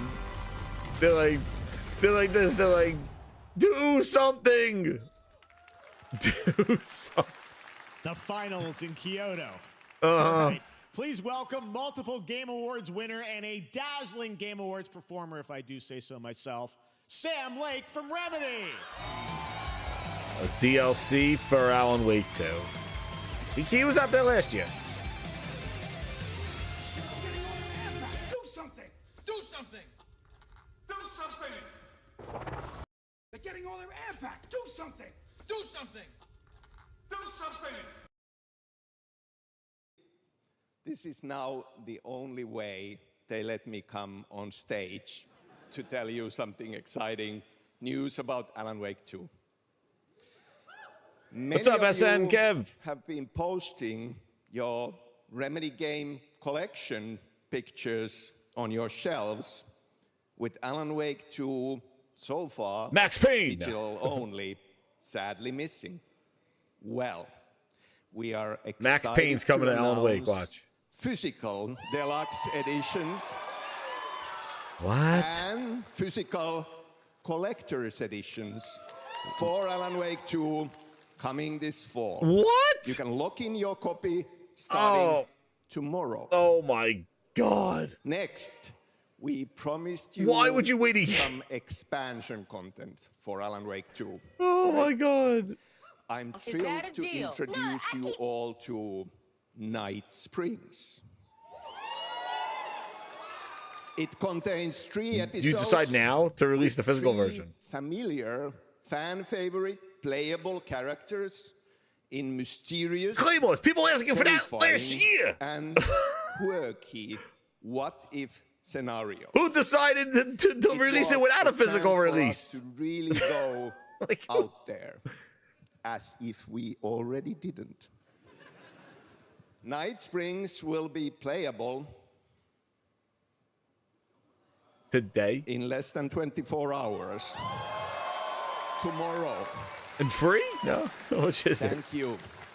Now, with this world premiere, I invite you to step into Night Springs.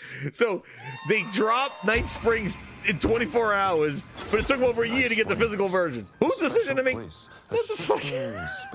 People wanted that shit last year. Whose decision was to release the game without physical versions? Different every time. Was that like holy shit? Like we messed up. We're fixing our mistake. We fixed the glitch.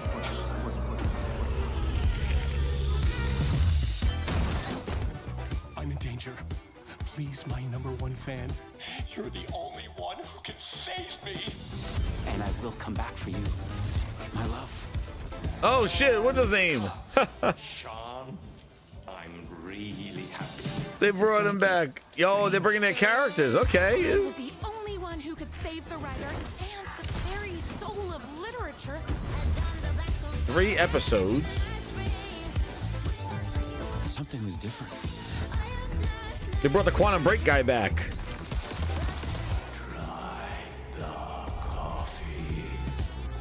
Try the coffee. Wait, is that? Who can ever truly know how deep? Try the coffee. Goes in Night Springs. So basically, they did like 3 episodes of their other IP. Through the endless Amazon Games. Is this the Lord of the Rings? Or no? Sea of Thieves. What is it? It's an episodic game that drops tonight. Amazon Games. Remember, Amazon's the real competition. Let's see. Amazon's the real competition. Over the island's deepest secrets. Jesse Fadden. Yeah, it's pretty cool that they brought their characters for the from those other games there. They didn't say how much it is. Demons are born.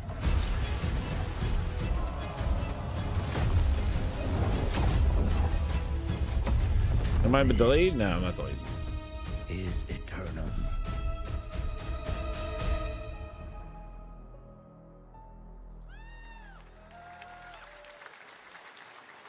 Oh, that's New right. World. New World Eternum will launch on PS5, Xbox Series X and S, and PC on October 15th. And now you can play the game start to finish as a solo player or play co-op and use crossplay as well.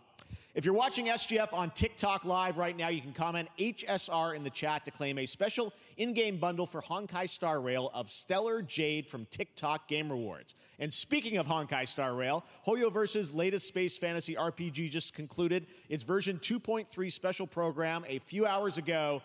But there's more. A sneak peek at the upcoming expedition featuring a beloved character who is clearly ready for the forthcoming journey with her brand new look.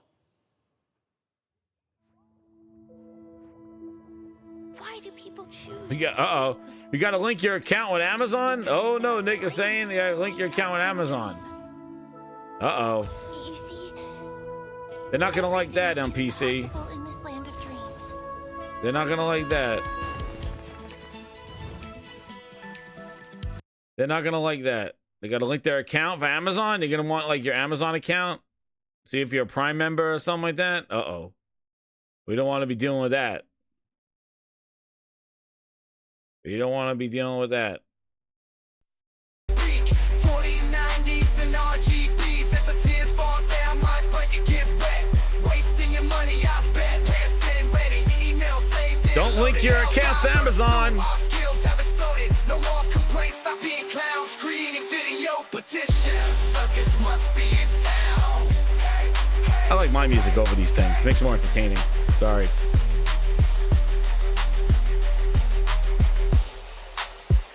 Hiding behind steam, feeling the heat with you and your refunds ain't that sweet. Hell divers too, you played 50 hours, but now you're like clowns just jumping through the shower. Such petty souls acting so tough, but behind the screen you can't get enough. Don't link that PSN. No Amazon accounts.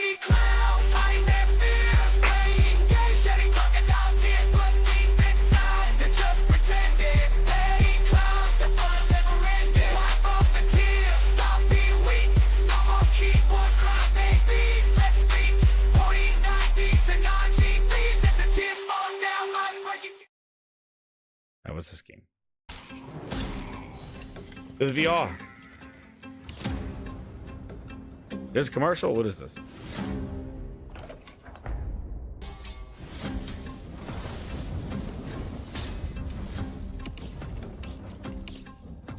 What the fuck? What is this stuff? Of course, Redfall has released from Arcane Thoughts right now. Will you ship that? Sure, we'll fix it later. It's all right. part of the plan in our trash-ass service. We'll make it right with updates and patches. We'll take flight, got bugs in the system, glitches in the code, but we'll keep on playing. We'll never lose hope, we'll release it anyway, cause we know the fans will stay. Fix it later, that's our game developers' way. Game-breaking bugs, we see them all, but don't worry, my friend. We'll have a ball, we'll patch it up, we'll make it fine. Our trash-ass service, yes, I will ship that. I'm upset with myself. I kind of revisit our process. You know, I think back to the announcement of 60 frames per second, and then we weren't shipping 60 frames per second. That was kind of our punch in the chin, rightfully. Unforgiving fantasy FPS dungeon PvP and darker is now live on both Steam and Epic Games Store today. Play it this weekend. All right. Lots of fans are joining us here in person at the YouTube Theater, and we thank you for that. Commercials! Ahead of the show, 4 lucky fans were upgraded to our VIP section thanks to the VIP section. Look, there they are. There's nobody there. You don't have to be a VIP to be treated like one. All right, now here's the announcement of the release date. No, there's only true VIPs, the grinders. Kunitsugami, Path of the Goddess. Uh-oh.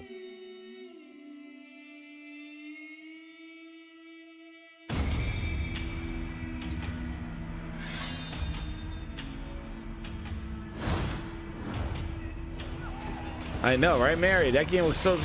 Yeah, that game looks so generic dungeon crawler thing.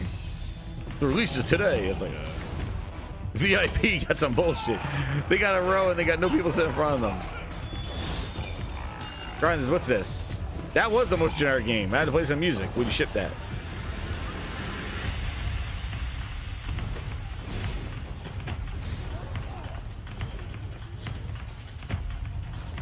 Dude, I don't know. I lost count of the grapes.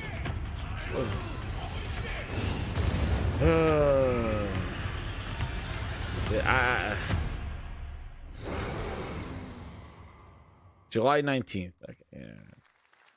Yo, the crowd is like dead. He supposedly sold this place out. This crowd is just like golf clapping.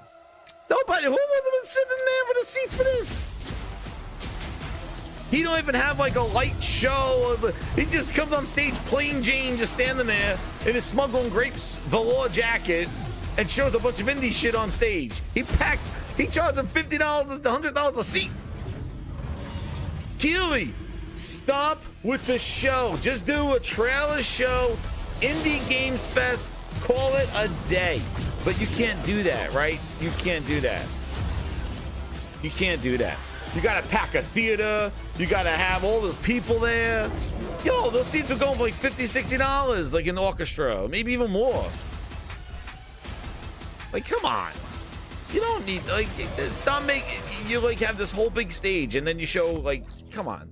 The carpet don't match the drapes. Look at the crowd.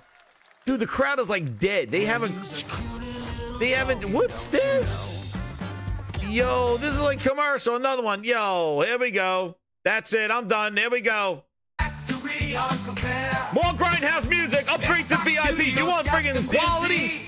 You go to the VIP Grindhouse Ultimate Grinders. Dude, here it comes.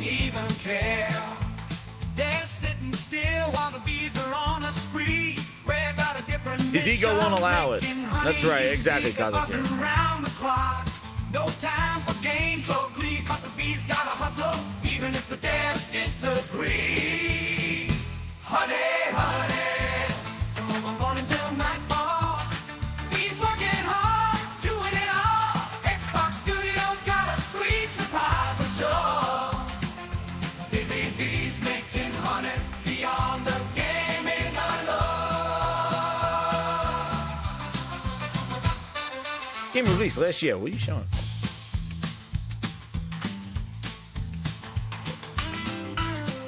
Now we're not watching commercials. Grindhouse music.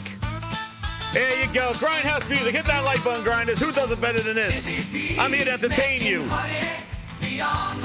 Rare Honey, this is a real commercial. I made the Jeff Keighley show.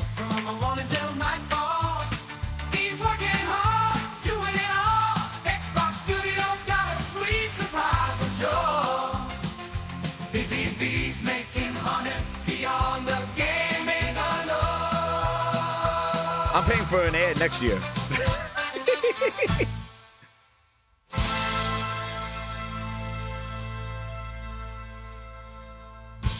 We got the coffee steam hot, making sure nothing stops this plot. Phil Parton Xbox games behind the glass. Gotta keep it moving, no time to pass. Fuck that show. Fuck that show. Turning honey and weed. Oh, so sweet. Woo! Green plants everywhere. It's a funky beat. Fuck that show. Sticky and rare. Keep it flowing. Woo! Nothing can compare. Rare honey. On the rise, ain't nothing gonna hold them down. No lies. Sweet like honey. Take me like gold. Rare honey. Staying rare. Forevermore. Oh, yeah. Oh, he's back. All right, he's back. He's back. Commercial's over. Skate from EA. EA, they're showing up. What are they gonna put? Hey, Jeff, how you doing, bud? What? Oh. College football. Some really bad stuff's happening. Shout out to Cosmic Hero 270 with the 5. He goes, Xbox can't be any worse than this. Please, Lord Mighty. Sony, Nintendo, save us from this nightmare. Thank you, Cosmic Hero. I appreciate it. Skate. I don't want to hear their music. What about all that trash is? We get the point. Let's see. You're my #1 customer. That #1 customer. So we're skating. Because I know they got their licensed music. I don't want to hear it. Skate Online service game, pre-alpha. It turned into a service game. Console playtesting. Very exciting that people will finally be able to play Skate on console in the near future. Was it out already? Our next world premiere is an indie sensation from Japan that is adorable, deadly, and has over 25 million players worldwide. That's right, I'm talking about Power World. Oh, I mean, just look at the giant depresso. Cheer up, buddy. Oh, no. It's Summer Game Fest. Now, here is the first major update announcement. Let's play a Whole new island little is coming. game. Goo goo gaga, we're all in the same frame. Grab your Game Pass, load it up real quick. Dive into the virtual world, ready to click. Ooh, yeah. Goo goo gaga, there are no players, can't you see? Jesus. Jumping in the game, baby, you and me. Brian, what is going on? What are we doing here? Feel the waiting list to join my Xbox party. Again, Summer Indie Fest. Smuggle and Grapes Indies. Xbox dedicated servers. Fuck out of here. Nobody playing dedicated servers. They stopped talking about the numbers all of a sudden. Baby, come on, let's play a little game. Goo goo gaga, we're on the same frame. Grab your Game Pass, load it up real quick. Dive into the virtual world, ready to click. Yeah, goo goo gaga, there are no players. Can you see? Jumping in the game, baby, you and me. I have to make this entertaining, Grinders. Sorry. This is Gaming Grind Fest. Game Pass games. What are we doing here? Goo goo gaga, Game Pass games. What are we doing here? Man, it went along with the shit. Dude, it went along with the... I went along the show. Update. Next up, we've got a big announcement Baby, from come on, let's Valorant. play. Here's Andy Ho and Anar Gilfison from the Valorant dev team. Valorant. No, my God. Thanks, Jeff. Just Hey, say everyone. Since what it is. 2020, we have been fortunate to serve players in their pursuit of what we call the Valorant moment. The big plays and clutches you make while all eyes are on you. So it records you now? Millions of players all over the world have earned their own Valorant moments on PC. And today, the stage is set to welcome a whole new group of players. Let's take a look. Valorant on console? Oh, great. Great keyboard.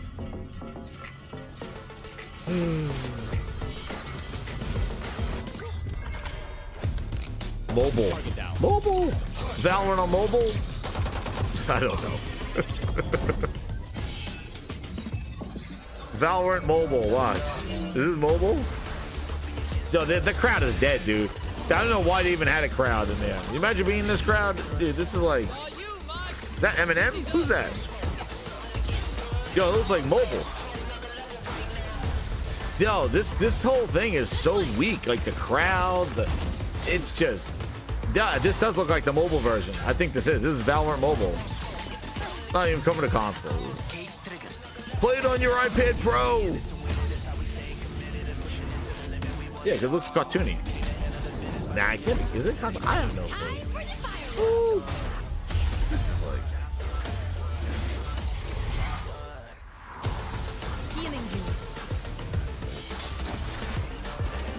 Probably your music. Enough.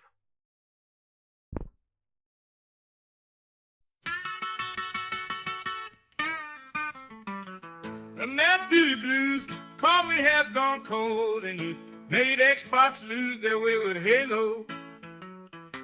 Stinky tears and spreading blood, trash finger strikes again.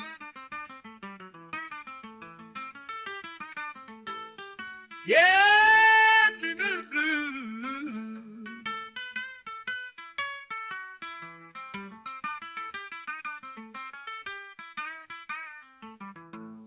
Console? Oh. Coffee has gone Jeez, I thought it was a mobile. It's coming to console. With Halo. Stinky tears and spreading. Dude. That was Valorant's core tactical gameplay. Everything you just saw was captured on console and with a controller. Ooh. Valorant is coming to PlayStation 5 and Xbox Series X and S this year.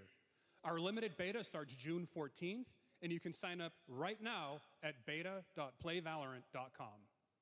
We are so excited for your input to make sure that Valorant plays great on console. And we hope to see you soon in the limited beta. But before we go, here's the head of Valorant Studio, Anna Donlin. Thanks, guys. Hey, everyone. One of my favorite things about Valorant has been seeing the community build the game and the sport right along with us. I just don't want to listen to that music. I don't know if it was licensed or not. Bringing Valorant to players all around the world, most recently to China. So like, isn't Valorant like it only uses the keyboard, right? Like it only uses the keyboard. So now they have the console. Man, those PC players are gonna love just destroying console players. Biggest joy of the ride so far. And now we are ready and so excited. Another shooter, man. That's what I mean. Like you got now, like hey, you even have what is it? Concord, dude. Like, see, like this, there's so many friggin' service shooting games coming out, like, or just like games. Like, it's crazy. That Valorant, man, I don't know. I think I tried it once. I don't know. Maybe I was playing a different game. I thought it was I didn't know it's another hero shooter, right? Yeah. That's what I mean. Now you got a Concord's like, shit, there you go. Add it to the thing, dude. I thought consoles are dead though, Big Razzo, right? Well, why is PC going to console? I thought console's over. Nobody wants a console anymore. What happened? Why is PC going to console? What happened? I thought consoles are not growing. Illness.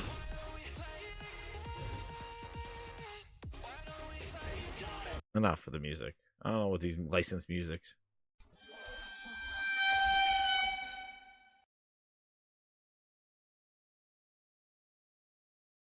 I know it's huge. Like it's huge competition and stuff like that, esports. So why not? Oh, Pokemon plays it. Oh, I gotta try it. Gaming. But there's so many, like so many shooter service hero shooters. Like yo, it's a lot, dude. Exciting to have Riot on console with Valorant. Thanks to the team at Riot for sharing that with us here at SGF. Our next announcement is a big deal from our friends at DoorDash. 5 weeks of deals with Summer of Dash Pass. Sign up for Dash Pass now for $0 delivery fees and get 50% off your next DoorDash order. Quest says Riot's a garbage dev. We've got a guy who is normally co-streaming our shows, Yang Ya, who is also an amazing voice actor. An amazing voice actor. Oh, no. Like a Dragon and God of War Ragnarok. Well, next week, Yang is going to be voicing a character in a movie, Inside Out 2, where he plays a fictional video game character, Lance Slashblade. I'm here to tell you right now. Your exclusive we don't first care. look. Let me tell you, we don't care. I'm here to tell you right now. We don't care. Let me tell you, we don't care. Jerry. Oh my God, Yang Ye voice acting, please. We need some flutes.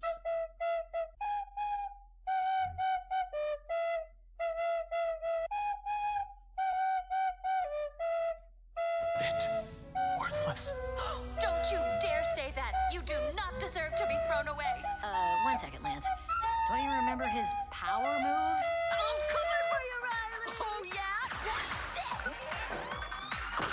Come on. No one is totally worthless. But I am a warrior cursed with a feeble attack. Then you must make your curse.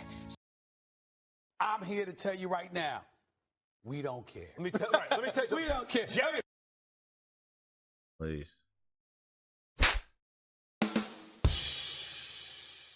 More commercials. Grinders, I think, we have 15 more minutes to this thing. Wow. And there's my microphone. It gives up. It gives up as well. Wow. I should have just did the main topic I wanted to talk about with the Halo stuff, but I know what we'll probably definitely stay tuned. We'll do a topic on. I got a video from the archives that came across my my Grindhouse feed, and it is something crazy. It is pretty wild knowing what we know now and watching it regarding Phil Ness on the stuff from the archives of Phil Ness. So we will definitely. I'll be back. Because that's what I wanted to really do today. But then by the time I got here, I was like, oh, this show's on. Everybody's going to be watching it. So, hey, why not just hang out with everybody? Thank you for hanging out and watching this. And, hopefully I added some pizzazz and entertainment, some spin on this thing, because I can't imagine putting up YouTube and watching this thing. And again, like, I feel like it's a disingenuine from Keeley thinking that he's all that shit and talking bad about ESA and E3 and all that other stuff. Dude, you're not E3. And these shows are come on, like you're hosting this big propaganda, big promo thing, charging for seats, charging all that money for the time on the stage, and this is what you got. Like, come on, like then this needs to be like what your first Summer Games Fest was like, just like a YouTube sizzle reel of stuff. But, like, that's what it should be. Like, and I think that and then for him to kind of damage control it before the show. Like, who goes on before the show and kind of goes like, well, we got a lot of indie. Like who? He kind of damage controlled this whole thing before the show. Like, there's a couple of games in there like, oh, okay, that's nice. But, like, there's too much minutia that I can't even remember. Like, this does not have to be 2 hours. Thank you, Enrique. I appreciate it. Like, it doesn't have to be 2 hours.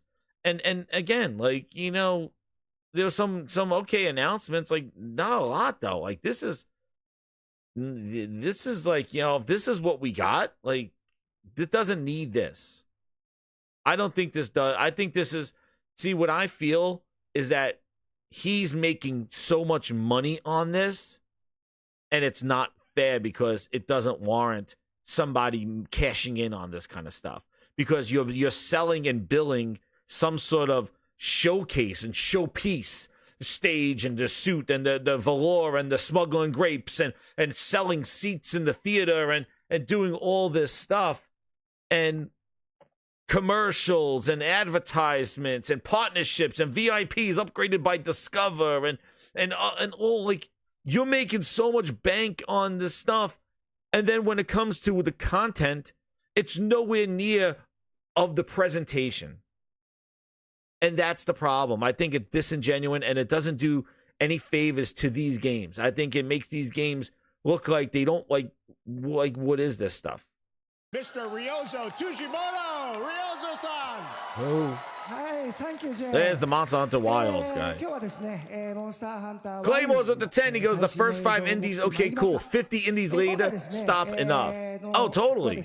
Like, it's like it's all indies. That's right. One number one customer. Enough. That's right. Exactly, Cosmic Hero. Thank you, Claymores. I appreciate it. Hit that like button, Grinders. For Summer Game Fest, I want everyone to be on the lookout for a very mysterious large monster. No, like you got the stage. Nobody with a controller. Nobody playing a game. Just showing trailers, talking. Like, come on. He is killing gaming. I agree. And like I said before, the problem that I have with it was his remarks when E3 was struggling. And E3 has their own problems. The ESA, they're a bunch of idiots as well.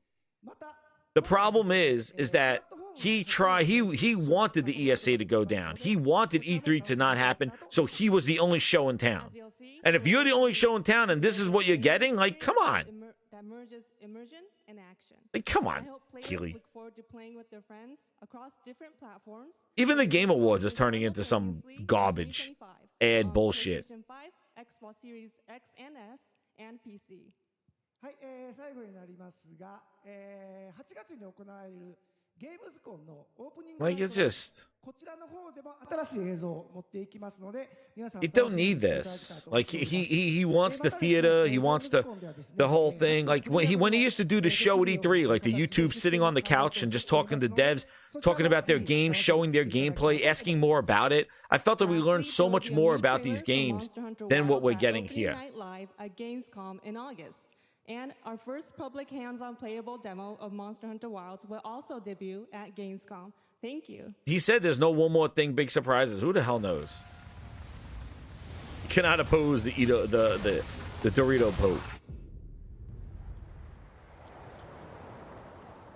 Over there! Yeah, it's just that's the thing that kind of irks me. It's more of like his attitude and what he tries to hype up and build up and rehearsals and all this other stuff, and yeah, just There's too many of them.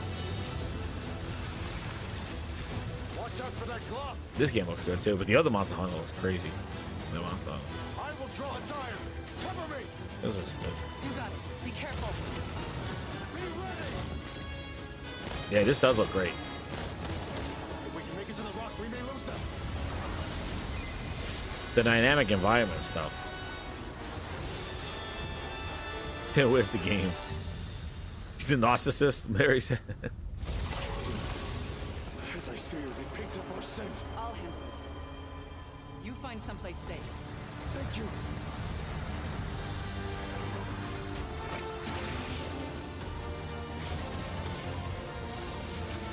Yeah, Monster is fun. Monster Hunter is fun. I like Monster Hunter.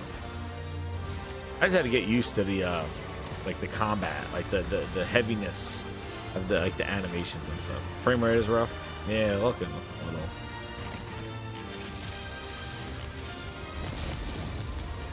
I know. Yeah, this is no replacement for E3. Don't worry, the hunter is here. Just watch. You'll see what hunting is all about. JP Logo with the 5.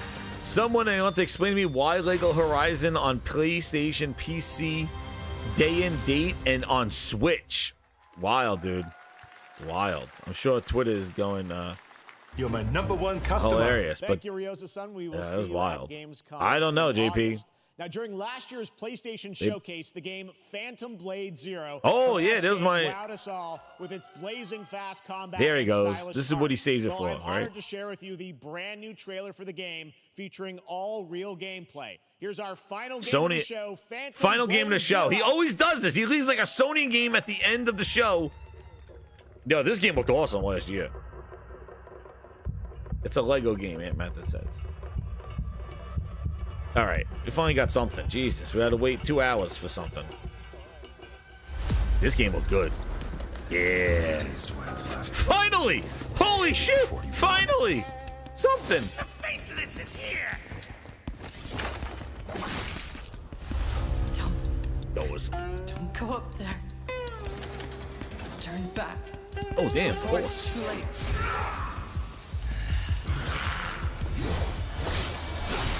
Oh, my God. Yo, it's good. Right? Finally, an actual game. Like 2 hours. Like, come on. Where's more of this stuff? Like, nobody else is making these kind of games? Like, nobody's making... Yo, look at that. Oh, damn. He threw that shit back at him.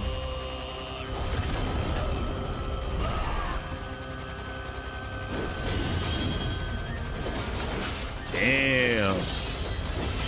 Those look fast, too. Wow, look at the animation.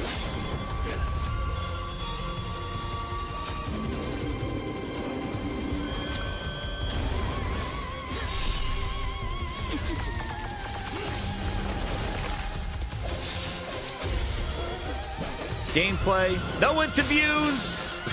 Just gameplay. Show the game. There it is. Finally, something. 2 hours it took. There it is. Let's see. Tokyo Game Show. Where's the release date? Hands-on experience at all those places. That looks so good. Full demo that media Release will be playing date. this weekend, so you'll hear much more about that. And that's going to do it for our Summer Game Fest live show. Thanks to Joy for joining us. Thank you, Jeff. Jesus. I had such an amazing time. So this is what they do, dude. Yo. Up live right now on the stream featuring an hour, and we'll see you again live this August 20th in Germany for Gamescom opening night live. Oh, he got that too, remember? Remember, Day of the Dev starts right now. He got that too. Shit. Next year, turn it all off. Shut it all down. Yo, hit that like button, grinders. My goodness. Well, good to get on hands-on gameplay and all that other stuff. Yo, that was I can't believe that was yo, hit that like button. Thank you again for coming through with 2 hours and watching through that. But my goodness, so like he opened up with like this is what I mean. Like he opened up with that PlayStation Lego and he closed with that other game. Man, that's it. That's all he opened and closed with a PlayStation game. Like that's what he does. Like I just can't believe that we had to wait that long. And this is what I said, like, you know, all that stuff in between, and then you have that game at the end, Phantom Zero. It's like nobody else is making games. The crowd was dead. There was no reason to have a crowd, but like nobody else is making these kind of like those kind of games. I'm not saying that type of game, but like a visual kind of like, whoa, that's awesome. Like nobody else. Like it's just I'm a head scratcher, dude. Head scratcher. And this Lego game, like, it doesn't even look like a traditional Lego game. It looks more like Minecraft Dungeons. And it looks like it's only co-op. It doesn't look like it's more than 2. I don't know about this one. Because it's not even like a traditional Lego game. Yeah, I don't know about this. I don't think so. I'm not going to play this. Like, this is like. But the biggest news story out of this thing is that Sony's releasing a game on the Switch day one. Wild. Probably gonna make a lot of money over there too. But this is, you know, hey. I guess this is what's going on. Like, who's doing it? It said that there was, I think they just licensed it out because it's right. It's everywhere except Xbox, which is pretty wild. Considering Xbox has been porting its games over to PlayStation. So it's been kind of... Let me just see who's making it. Coming this holiday. It's coming to the PlayStation 5, the Switch, Steam, and Epic Store. Everything but an Xbox. Interesting. You would think that Microsoft would be, hey, here's our game, Sony, give us one. No, that's not happening. Day one Switch. Yeah, and Wukong is not releasing on Lbox. Thank you, Holomoko, with the Seek 20. Thank you so much, man. Yeah, I think it's delayed. I think Wulong is delayed. Wukong on there. Sony's not releasing the game. Lego is? Like, let me see. Who is it doing it? Sure, they have toys with it. Lego Adventures. Yeah, because it's not Lego. Hold on, let me just see. Yeah, Studio Goo. Gorilla? There it is. Studio Gobo. What do they do? Let's see what Studio Gobo is. Studio Gobo. Studio Gobo. What do they do? Character action. Code development. High-end console development. The Studio Gobo originally founded and ran Black Rock Studio. So they had the studio that ran that what was that? That horror monster game, Black Rock Studio, and that other that horror Left 4 Dead ripoff, Black Rock. Right? Oh, Black Rock do Left 4 Dead. They originally co-founded and ran Black Rock Studio. That's who they are. It is what it is. I don't know. Let's see Black Rock. What did Black Rock make? Black Rock made Split Second, Pure. They made yeah, they made those games. You're my number one customer. That's who they are, so they turned into that. Turtle Rock was it? Yeah, Black Rock made those they made Pure and those Split Second. That was their last game, was Split Second Velocity. That was their last game. And then they founded that studio, and then they made this studio, Gabo. They're code developers. Code development in-house. So there's that. And then where's the other one? And then Quidditch is another game that's coming out. That was the other one. They decided to make their own game, the Quidditch game.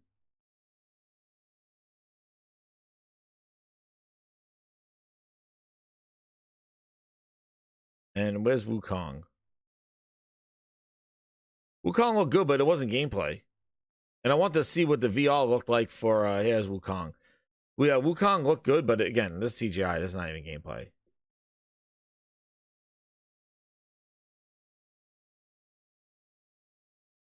Which is interesting. I don't know. Again, it looks cool, but it does nothing as a, what am I going to be playing? Like, what am I going to be doing on that one? So, it looks interesting. I always like big epic boss fights. But I don't know the year or anything like that. But again, this CGI.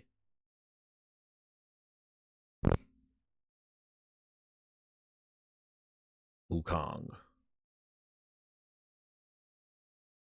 So we'll see that. Phantom Zero is going to be getting hands-on and stuff like that. So that's good. There. So this says Black Myth Wukong coming out. So that's coming out this year, Wukong. August. I don't know. All right.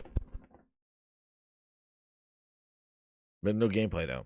And then Fire Axe Civ is coming out there.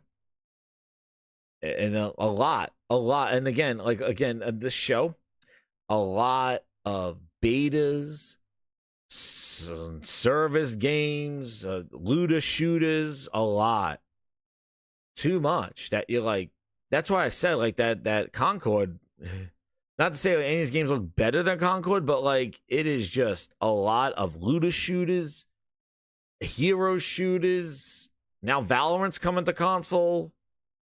There's a lot going on. Like it's just, it reminds me of like the World War II shooting games that we went through. Like everybody was doing World War II.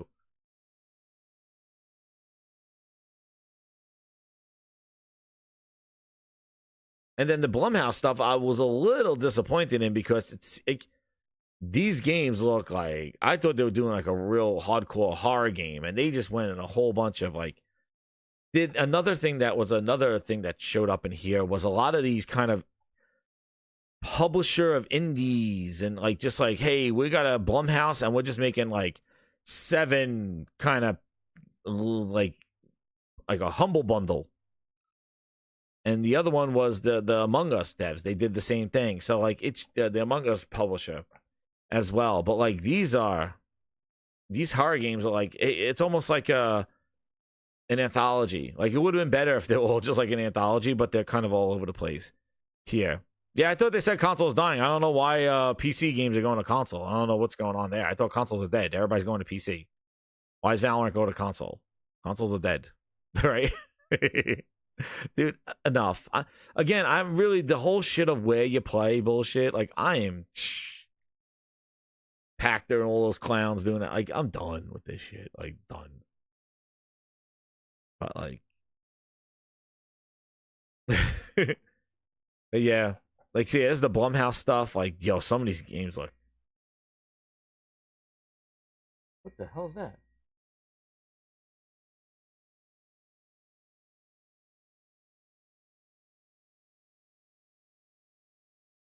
I don't know. It sounds like it's my air conditioning outside. I had to figure it out what that was.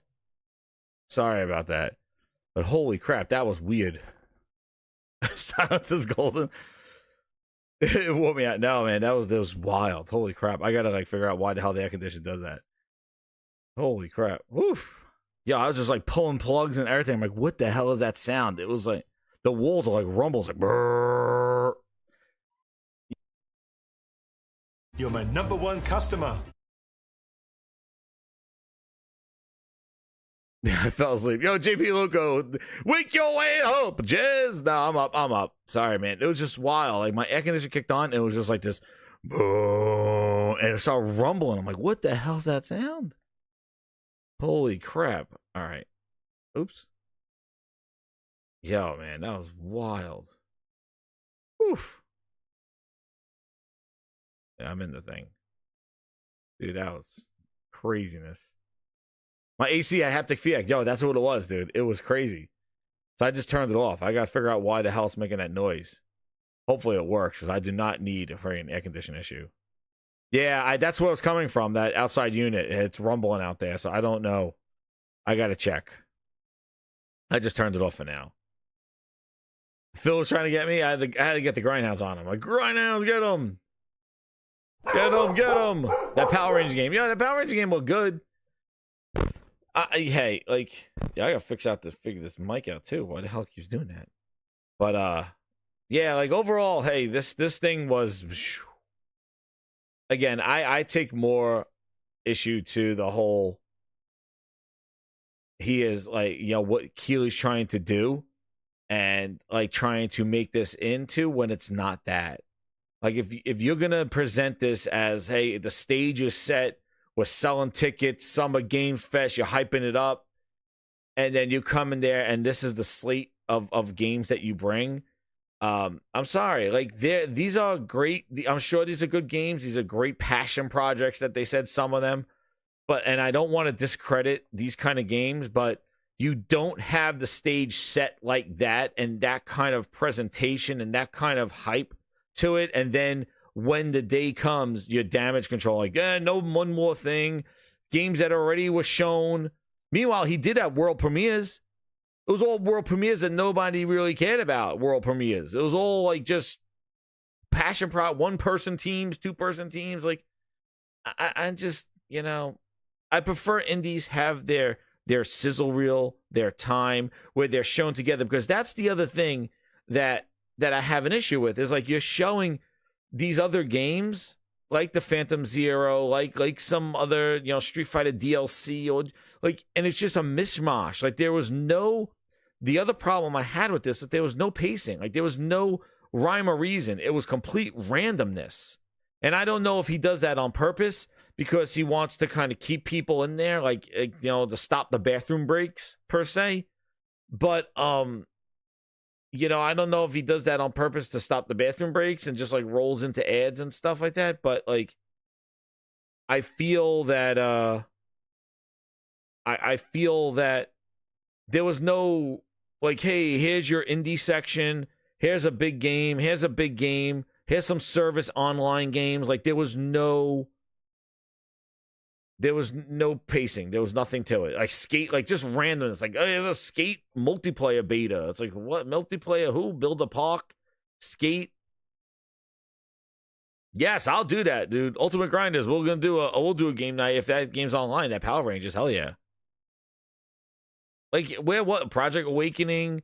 Too many. That's right, JP Loco. Too many live service games, indies, AA's, passion projects, DLC updates, like PC games coming to console, games everywhere, day one, free to play. Like, oh, like those, like it just seems like those. And then looking at, this was the stuff that I wanted to show you. Like, you know, looking at, where's my where's the thing here?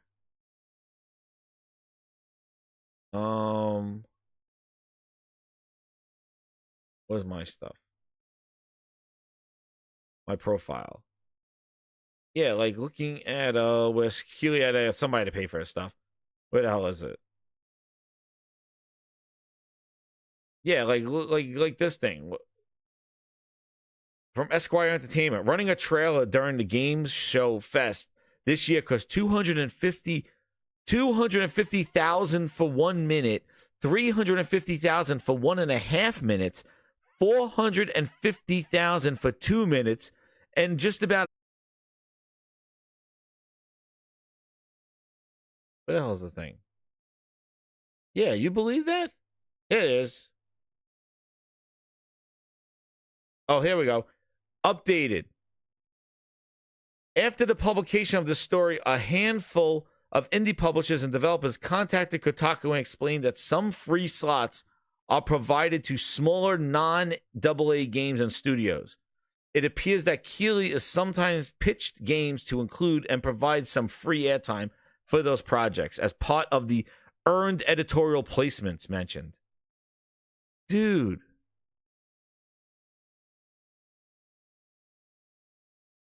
Not every trailer comes at a cost. They're considered earned editorial placements are played for free. They're reserved for big reveals from massive companies like Sony, Nintendo, Microsoft, part of what other smaller devs are paying for. Like, this costs money. And I don't even know what stage time is. But like, that's where I just didn't like that. Like, I just didn't care for that stuff. He's making money on this stuff. What's up, Ron M? Oh, did I miss JP Loco? Sorry, man. Did I miss let me get back there. Oh, here we go. We got JP, you said someone explain why Lego is on PC and day and date on Switch. Moko said, is Wulong not releasing on L-Box? I think it's delayed. I don't know. It wasn't announced there. JP Loco says, what was the reason given for Wukong not on Xbox? There wasn't a reason. I don't know. I think people saying it was delayed. I don't know. I'm on Twitter. I don't see what the hell they're doing. There. And then JP Loco says, wake your ass up. Who else did I miss? I think I got everybody.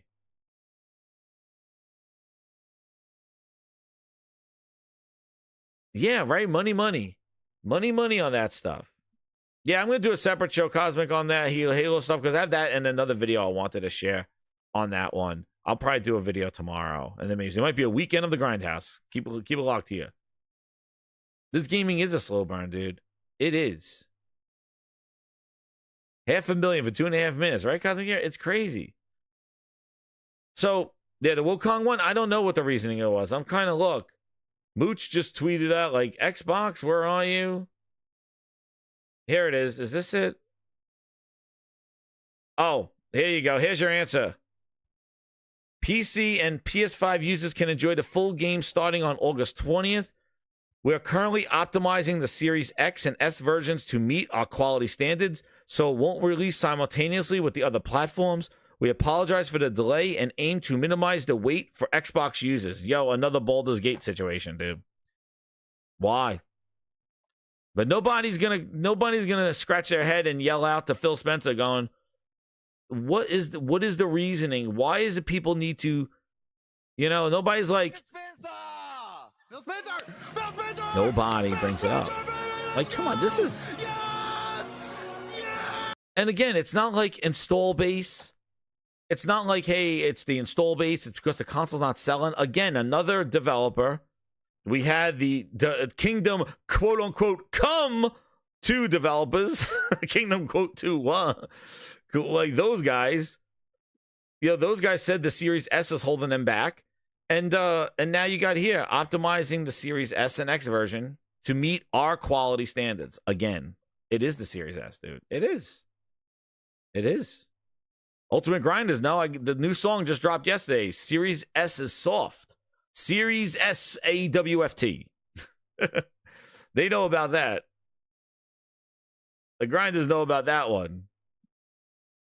The Series S Booster is SAWFT.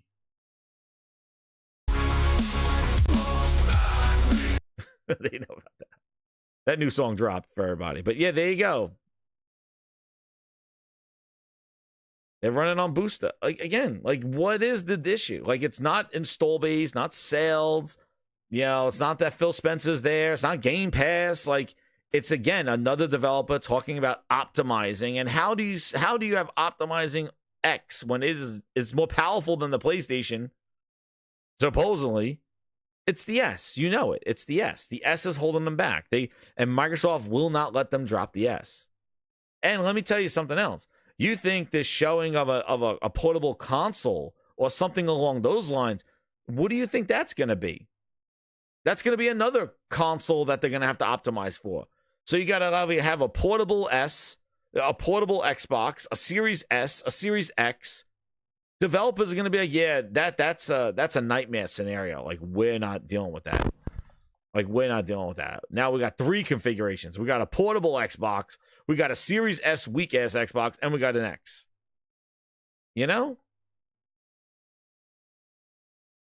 Yeah, Kingdom Come development, Baldur's Gate 3, Wolong JP Loco, exactly. It's the same thing, optimization. It's not sales. It's not this stuff. It's not. So I don't know, man. I don't know that it keeps happening. But again, back to the show, the thing with Keeley and stuff, the dude's making money. He has all whatever money that was on the table for E3, he's scooping it up and making money. No, they'll just say it's coming later for the Xbox. That's what they're going to say.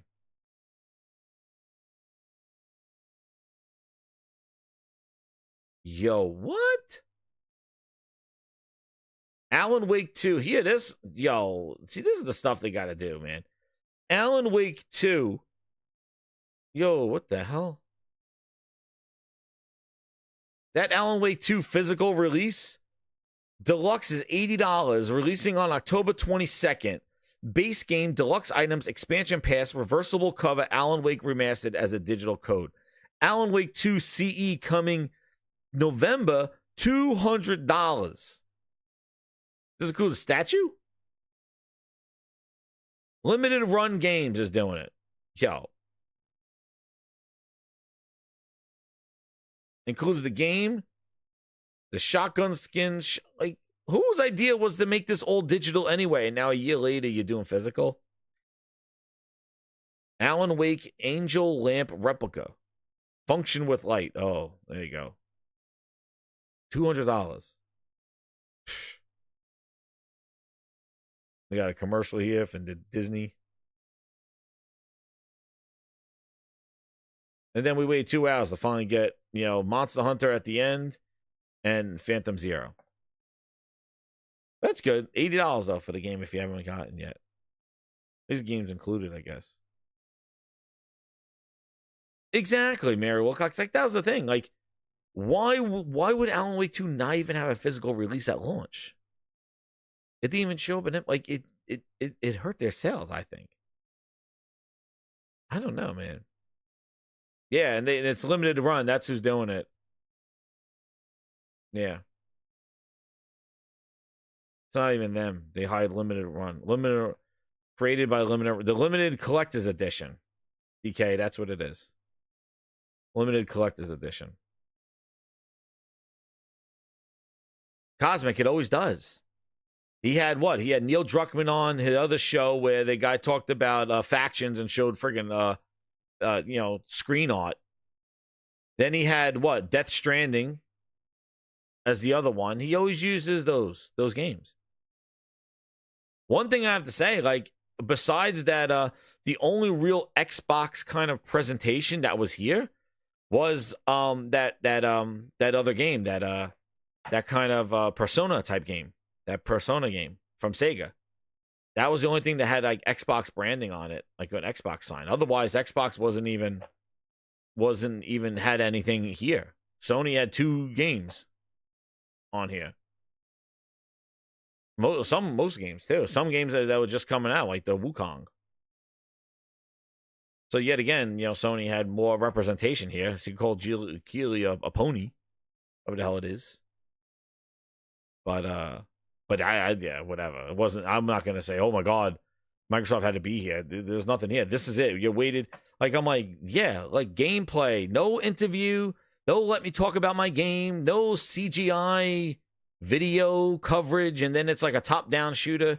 They show the game and like see this, and not just because it's a PlayStation game, but this is what I mean. Like, where is more of this? Like this kind of showcase, this kind of showpiece, like this. Game looks great. Gameplay telling a story. Look at the moves. Look at the stuff you can do. Like, this is what I want more of in these shows. I want more of this. Like, yes, I'm not going to love every single game like this, but this type of presentation. Just show the game, show the gameplay, no talk, make them graphic. Like, we're at a point with all these 4090s and next-gen consoles 4 years in. Like, we should be getting graphically impressive games that the gameplay does the talking. Like, am I wrong for that? I don't think so.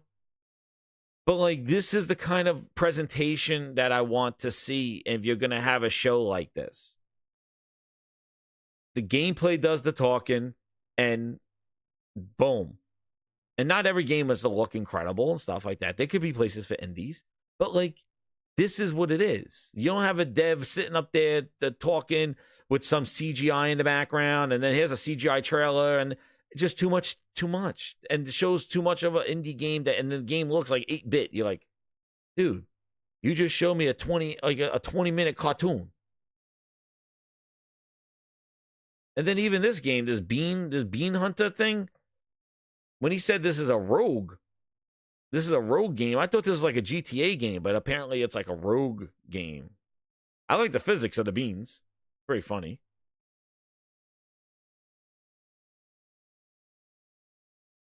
But yeah. What handheld? Boy, this stuff, party things, yeah. Like, yeah, it was a slog.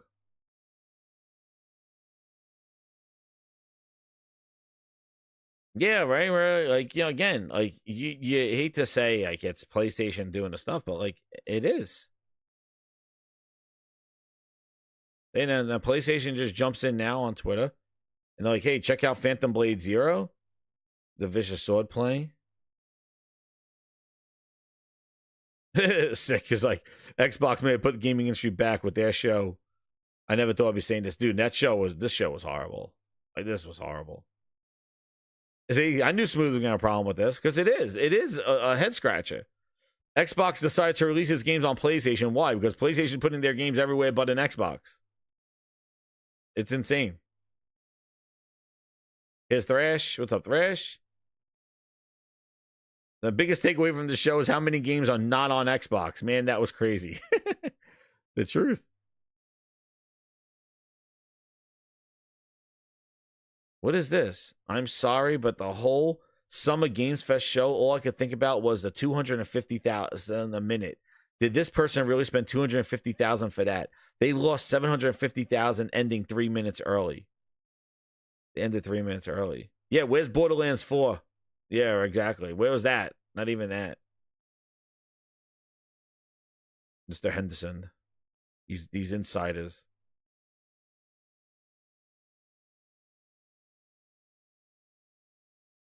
Post up. So Black Myth is not coming to Xbox and is console exclusive to PlayStation. What the entire fuck? Post up is just losing it, dude. See? Something missing. No, they told you why.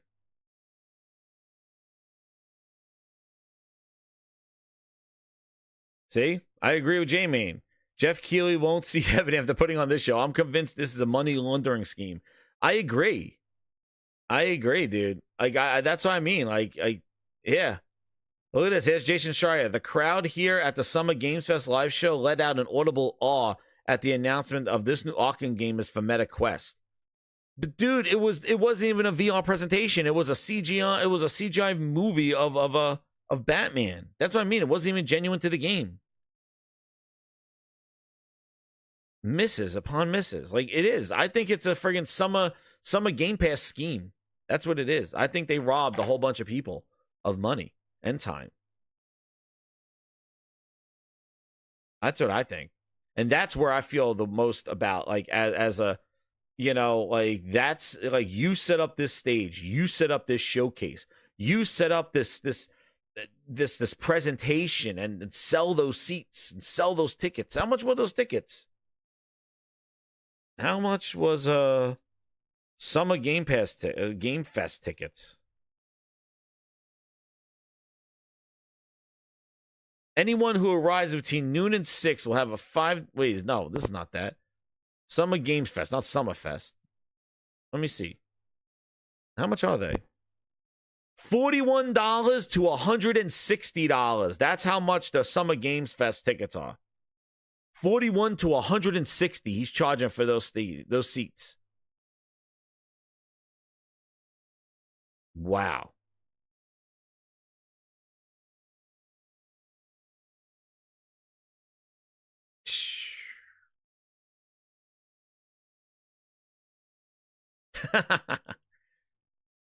I'm not playing Valorant. I'm not playing. Dude, I'm trying out Concord. I'm going to pre-order it. But yeah, Valorant, Valorant. First off, that is a primary keyboard and mouse game. That's why I never even touched it on PC. So they're going to transition that to controller. Like, dude, I'm done. Nah. And here's all this stuff. Yeah. Partners. Dude, there's so much money on the back end for this thing. And that's where I feel there's a thing. Like, you know, this guy, he's cashing in. The fact that E3 is not around and he's the only show in town, this Summer Games Fest thing is a cash grab for him. And now he's gonna do, and he even tacked on his shit to Gamescom as well. He tacked on his stuff to Gamescom. He has the night before Gamescom where he does like another little stage show like this, another big stage show like this to make announcements before Gamescom, and then he's there at the Game Awards. Like, I'm sorry, somebody has to grab hold of this industry. We cannot have Keighley be the only show. Like, these first parties, Nintendo, Microsoft, Sony, the third parties, like, you got to represent your brand. You got to represent your stuff. You got to represent your gets. Like, you cannot let this guy run gaming like this. I am sorry. Turn his show into an indie showcase, because that's what it should be. And he shouldn't be charging those prices. And let indie games have their indie showcase. Indie summer showcase. That's what it should be. Don't add Sony games to it. Don't add Xbox games if there are any. Don't add Nintendo's no show, not even around there. Nintendo care less.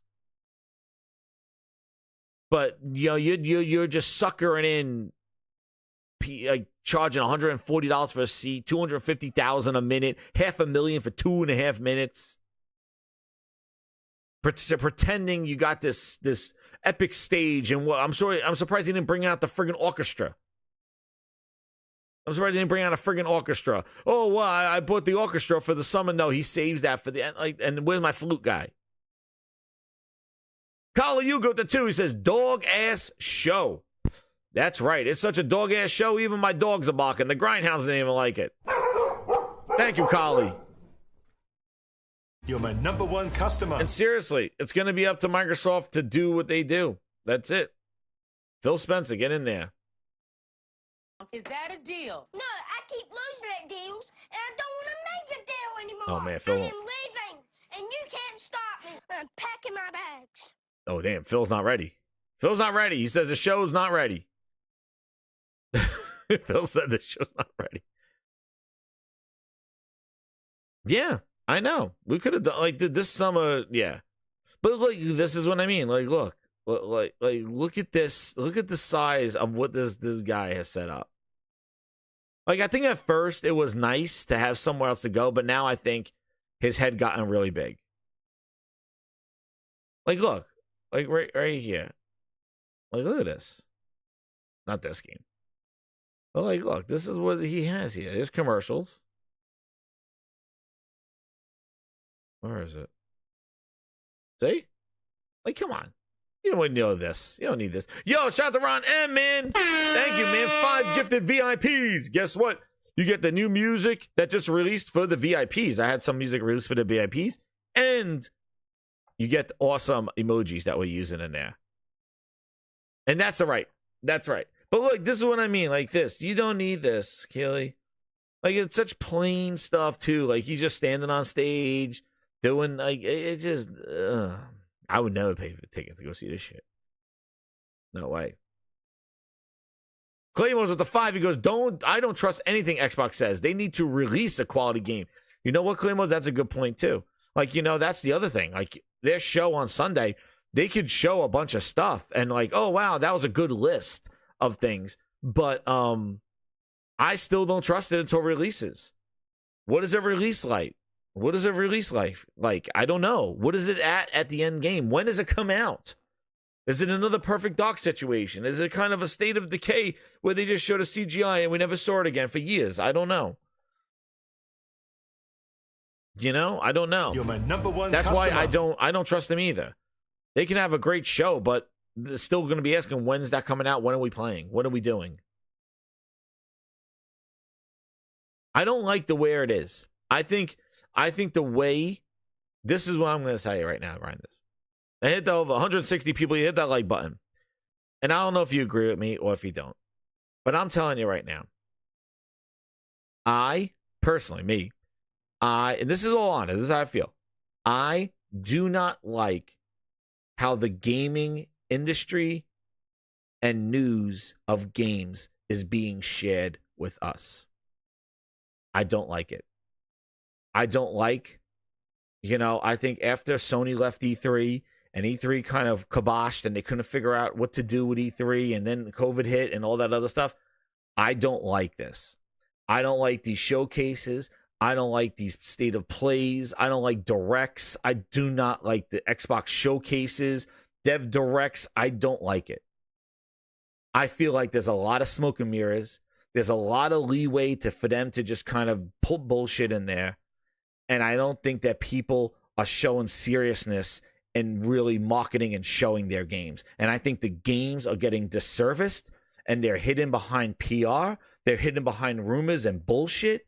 And I don't think we're getting truth of what we're going to be spending our money on. Number one customer. I don't think, as a customer, I feel like there's a lot of smoke and mirrors. I feel like that the games are they're not being honest with us. And I think it's a lot of bullshit. And I think because they got these canned videos and stages and all this other stuff, they could hide a lot of bullshit and kind of do what?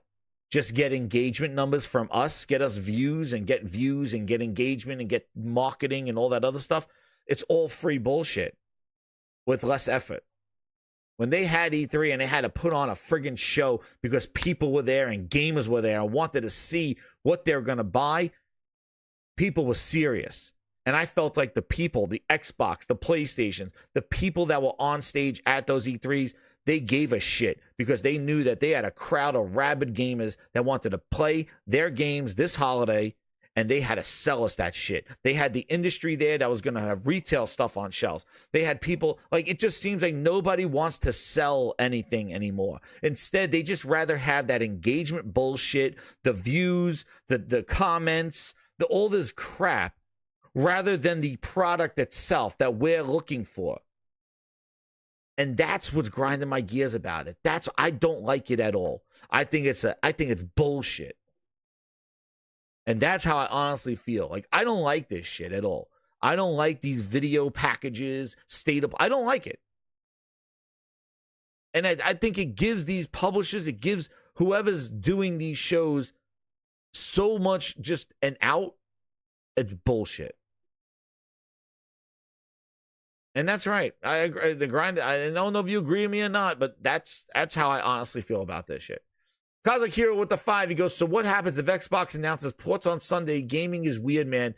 Not horrible or dying, but just plain weird. And you know what, Kazakira? Like, it's not even ports of games going to other platforms. It's the presentation of the games. Like, them making a port shouldn't be a friggin' announcement for these shows. That should be an update to their website. Like, going on stage and announcing a port, that's no place for these supposedly showcases. But they think that's news. Oh, it's coming here now. Like, no, that's not news. And I don't think it does any favors to the games. Like, the problem is that I feel, and I don't know if you feel the same way, I feel that they don't want, like, I feel like they don't give a shit if these games, like, the industry is built, MBTs and sales, like, do sales not matter anymore? Because I feel like everybody's just doing half-ass bullshit or trying to dupe us into pre-orders and tests and free alphas and all this other horse shit. And it's like, You're my I feel number like one customer. There's so much smoke and mirrors to this stuff. Like, just try to honestly sell your product. Show the game, let the game do the talking, show what we're going to be playing. We don't need devs coming out there talking about their shit. We don't need interviews. We don't need CGIs of crap. We don't need title screens. Just show us the game. And then after the fact, if people are interested, then we'll talk about it. Then have the dev give a behind the scenes kind of what they meant and what they showed and stuff. I love when they just showed the game and then like a post show, they had the dev sitting on a couch and will tell you more about the game. Then if you cared, that would be wonderful. And yeah, but I know. Yeah, boy, you're criticizing the game showcase. We already see the lies with the media and influences. Games take a back seat. I know, yeah, boy. I know. And hey, I watched the shit too and showed it. So hey, I guess I'm part of the problem too with the whole friggin' thing. But it is what I just telling you how I honestly feel about it. the way news and game and also and it goes like this too. It goes with just like how rumors, the whole show gets leaked, and here's your list. The whole show gets leaked. All the content gets leaked. All this shit, like all this stuff gets leaked. And it's just like, well, what I'm hearing is, or what I heard was coming out, or what I heard is delayed, or what I heard is play. All these rumors and engagement farming, that shit too. Like how social media has ruined everything. It used to be a way to connect and get more information. Now it's just the main garbage wipe. JP Logo with the 5. Ironic how many games Xbox has in the pipeline, but also how little faith we have in them for obvious reasons, of course. That's right, JP Loco. You know, one of the other things is that they got so many games in the pipeline that on Sunday, we should not get new game announcements from them. And I know people may have a problem with me saying that, but Microsoft is not in a position on Sunday to talk about new games. Microsoft needs to update everything they announced for the last 6 years. That's what they need to do. What are studios that you bought in 2018? When the hell is that game coming out and what does it look like? Remember, Compulsion Games just showed a trailer last year. We never seen gameplay since last year from them. State of Decay was shown in a CGI State of Decay 3 in 2020. They are not in a position to really be going, and we got 5 more other title screens. Same thing, Clockwork Revolution, another game that they showed some of, but when's that coming out? They need dates for all these games and gameplay for games that they announced years ago. They're not, oh, and here's 5 more new games. It's like, oh, like more title screens, more CGI, more games to add to the list of when are they coming out? Perfect Dark was shown at the Game Awards in 2020. We haven't seen it since in 4 years. Gears is fine. You could do Gears, Ryan. That's a tentpole game. I guess Gears. But if there's a bunch of new shit, I'm just like, fine. They want to put new stuff in there, fine. But man, they need to provide updates on stuff that they announced already for the last half decade. Because those games have gone dark. Well, Game Night 123 with the 5. Thank you, man. He says, did you see Ryan McCaffrey deleted his tweet about Black Myth Wukong? He basically said, did Sony money hat this game because Xbox logo wasn't there? No, we showed why that game is not coming, because they Baldur's Gate 3 it. They can't get it optimized for them. That's why. Another Series S problem that Ryan McCaffrey should cover that rather than worrying about money hatting. You should worry about why Xbox is always like needed that optimization. You know? That's what he needs to talk about. He needs to talk about that. He needs to talk about why that shit's not coming out. Yeah, Tom Henderson says, can we petition to stop trailers that look nothing like the game? Yeah. I know. Yeah, the Xbox guy, please.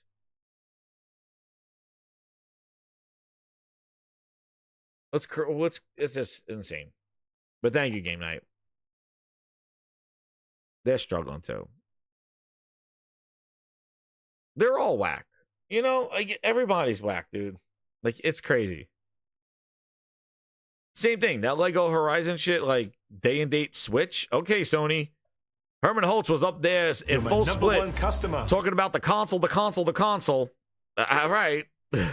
Like, you know, just like I don't trust them to put their shit on, like, they're going to be doing shit on PC as well. Like, and on PC and stuff. All right. Hey, man. Sony talking out their ass, too. But just make some friggin' games. Like, that's why we need a friggin' palate cleanse, dude. We need a friggin' palate cleanse. We need some sort of goddamn showcase of showcases of games, dude. Yes, there is Astrobot update, and they added some achievements. That Astrobot looks awesome. But they're talking out their ass, too. Half split for that one. That's right. He was on a half split. He was standing on his head for that one. Oh, man. Nintendo's sitting back. Nintendo got Call of Duty. They were doing nothing. Yeah. It's the same situation as MLB. I don't know, but it's not made by Telltale. It's made by another thing. We need a big year. I know. We need and I think somebody needs to get like this. This Summer Game Fest ain't it, dude. It was not it. Nah, dude. This is not. This show didn't do shit. It made me feel more depressed about what the gaming industry is. With like, I'm like, this is what you mustered up, dude. It's Summer Indie Showcase, and just call it what it is. Indie devs. You're not celebrating indie devs. The indie devs are carrying the whole friggin' show. It's the whole show, man. Call it what it is. And have some sort of pacing to this stupid show. You have these little hokey-doke indie game made by one person next to some DLC, next to this. Like, it's just random. There was no flow to the show at all. There was no like, hey, here's the indie part of the show. Here's the big games. Here's nothing. And I think he does it on purpose to keep that engagement there. That's what he does. Just random ass shit. Like, oh, there's no bathroom break part to the show. He knows. He's a sly motherfucker. He's sly. He's does this shit before. He knows what's going on. He's like, yo, I'm not going to get, everybody wants a bathroom break? Nah, dude, they're not getting bathroom breaks. We're going to put we'll do like Alan Wake. We'll put him on stage and tell him about physical version. We'll keep him guessing. That's what we're going to do.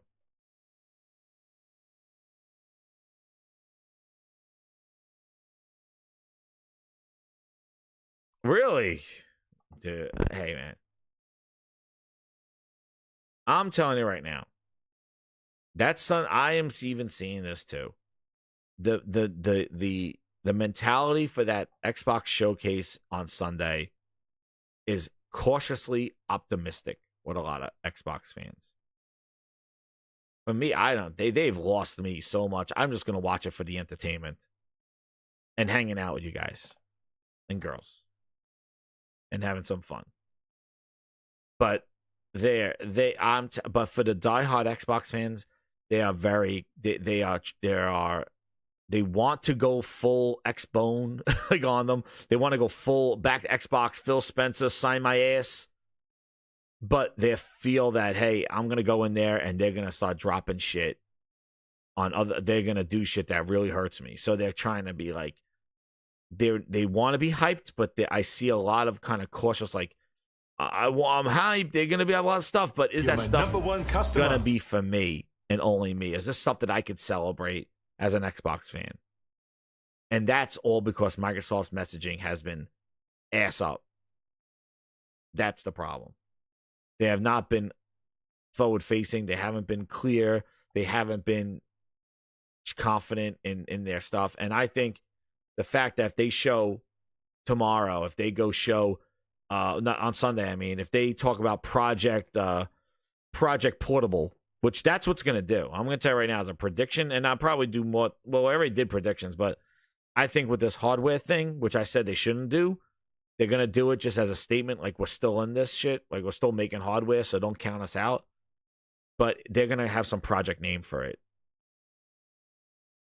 I'll probably talk more about it when I go into the Halo stuff with this thing. But yeah, I just think because showcase-wise, that's why I'm trying to keep this as a showcase thing. Again, I think it's more optimistic. Like it's just weird shit. Weird stuff, man. JP Logo with the 5, he goes, I remember Xbox spreading rumors, hoping Wukong would go to Game Pass too. Go to Game Pass. Yeah, no, man. It's not even coming out of Xbox. It's like delayed because they got to optimize it. So, and that's another thing. Even during this show, that's another thing that was completely eradicated from anything was Game Pass. Game Pass marketing, Game Pass games, anything like a game being announced going to Game Pass. And a lot of these games looked like they should have been in Game Pass. Oh, damn. A lot of these games looked like they should have been Game Pass games, like a whole slate. But not a lot of Game Pass marketing, not a lot of Xbox. I told you, like Xbox just seems to be just like, yeah, some of it. But really, like not a lot of games just coming to PlayStation and PC. No Xbox. Yeah, here's the one. Here's the thing he deleted. Meanwhile, I showed you why. So bitter. And I'm going to tell you one thing. Everything that they do in the showcase, even if they have a good showcase, I think that IGN interview with Phil Spencer after the fact, I think that's going to be more telling than anything. And I think that's where a lot of the news is going to come from, is that interview with IGN after the show. Either it's going to be damage control or is it going to be more clarification as to what is coming to other platforms or what is not there. But, saying Sony money had it stuff. The thing is, dude, you stupid clown. Let's play some, let's play Ryan McCaffrey's entrance music.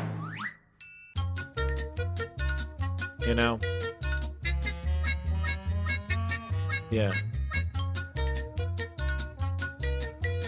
There he goes. When you say console sales don't matter and all that other bullshit, dude. When you say all that stuff, yeah, do matter. But it's not even that. It's friggin' the stupid S. It's the stupid S, dude. That's what it is, dude.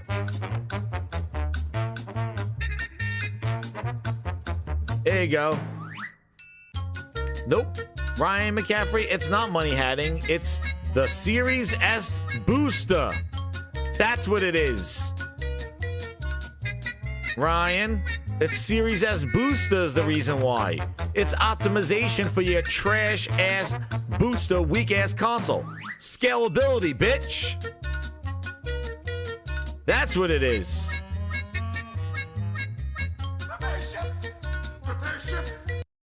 Yeah. Keep that one on your list when you talk to Phil Spencer. There's only one word to describe you, and I'm gonna spell it out for you. S-A-W-F-T. Yeah. Why don't you have that one on your little tidbit for Phil? Hey, Phil, why are developers? This is not the first one. We had Baldur's Gate. We had the Kingdom Come. Pause. Emphasis on the come. 2 developers. If you watch the video, you know what I'm talking about. And now you got Wukong. Why are there these delays in the console when there's this delays because of optimization? First off, your Series X is what devs wanted, the most powerful console in the world. It's more powerful on the PlayStation, so if it's working on PS5, why can't it work on Xbox? And the Series S, the scalability, the 4K console, the 1440p, 120 frame console. This is a question for Phil Spencer, Ryan. Add it to your list. Not Sony money hatting. Why continuously are devs delaying Xbox games for optimization? Maybe you should sit down and look at Phil and his noggin head and say, Phil, was the Series S a good choice? As developers seem to be struggling with optimizing their games for it and causing delays.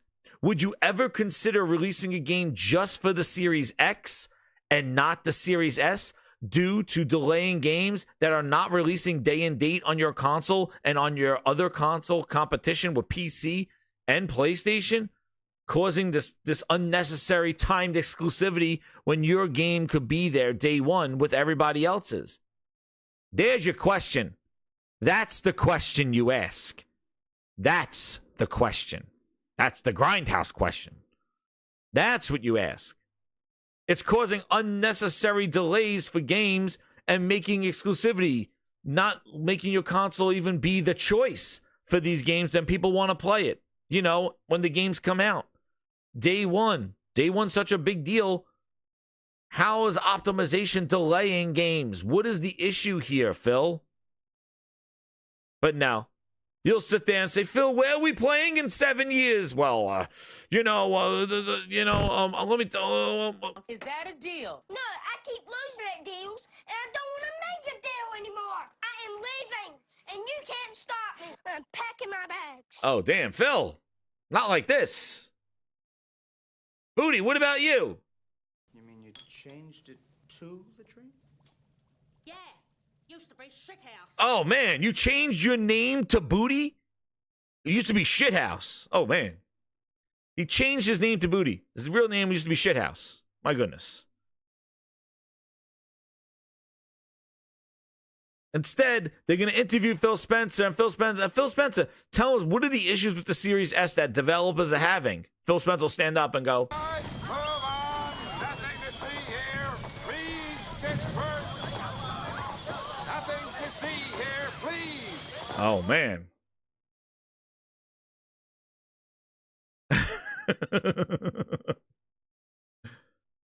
But those are the questions that you ask, Ryan, when you have Phil there.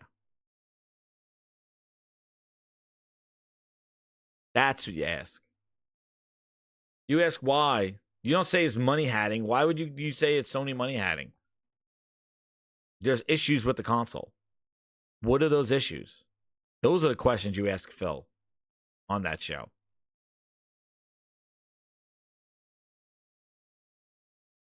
But he deleted it, so that's good news on him. At least he realized he got caught with his pants down. But they got him. What you watching, little bro? Caught you in 20K HDR 1200 FPS Super Nintendo iOS 49 Blu-ray Ultraviolet Radiation 1080p PlayStation 5.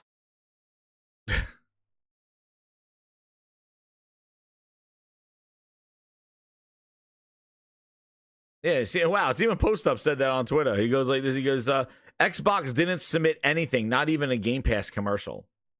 Yeah, that's what I just said. I said that there was nothing Game Pass or anything on there, so really is there. Really interesting. You would figure at that stage, you know, with that stage and those amount of people and all that other stuff, Xbox would use a little bit of that for some marketing for Game Pass. And a lot, like I said, there were a lot of games there, indie ones and things like that, that could have been Game Pass games.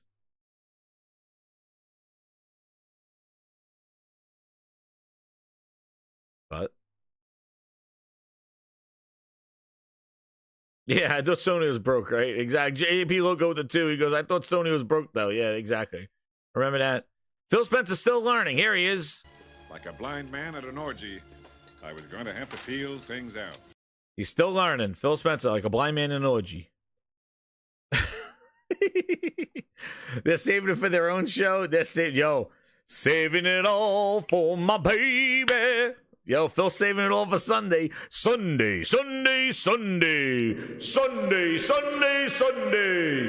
You know? Just like Microsoft, to put the world on their shoulders. They do this all the time. They say all the wrong shit. They don't hype up their games. They just let their shit, like Hellblade 2, just roll out and drop dead. And they wait for that one day when everybody's watching them and they say all the wrong shit. But this is what they do. They don't, like, at the Dev Direct, they don't show, at the Game Awards, they don't show any trailers, any games they announced early in the year. They don't trickle anything. They don't do anything. They show it at their showcase, and then you don't see it again. And then you cross your fingers to the next showcase. Wait to E3 to see if they show it again. Like Fable. I knew, like, they called out Phil last year when he was sitting on the couch at GameSpot with Giant Bomb. Phil, will we ever see Fable again? Like, Phil's like, oh, it's gameplay. What do you mean it's not gameplay? And he went on the defense about gameplay. We never saw Fable again. Told you.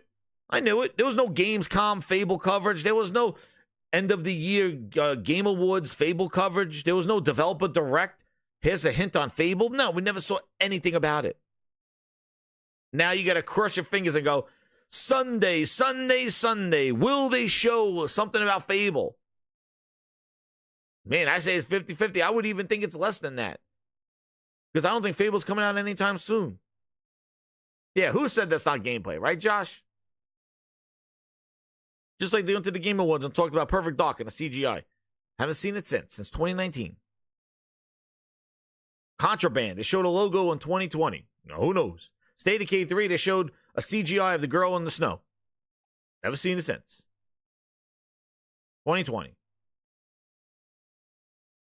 And now we heard that Avalanche Studio was laying off people. That was the studio that was working on Contraband. And I feel like they're going to use Call of Duty as their thing. I think they're going to announce Call of Duty games coming to Game Pass during the show, and that's going to lead into the Call of Duty showcase. I'm pretty hyped for this Call of Duty. I'm interested in it. We'll see what it turns into. But they're definitely going to Game Night. You're my number one customer. Yo, shout out to Game Night 123, man, with the 5. He goes, watch Phil start the show like, here at Xbox, we love gaming and our community. You know, the typical Phil speak. Oh, yeah, definitely. We heard you. And that's why we're just going to show all these games coming to Game Pass. I could guarantee, and I think that's going to be the main message. Everything you see in this show will be coming to Game Pass. And that's their leverage. That's it. Whether they're cross-platform games, whether they're going to PlayStation, whether they're not, the main thing is that they're not going to say exclusive. They're going to say everything that you see on this show will be coming to Game Pass. And that's it. That's You're my number one that's customer. the message.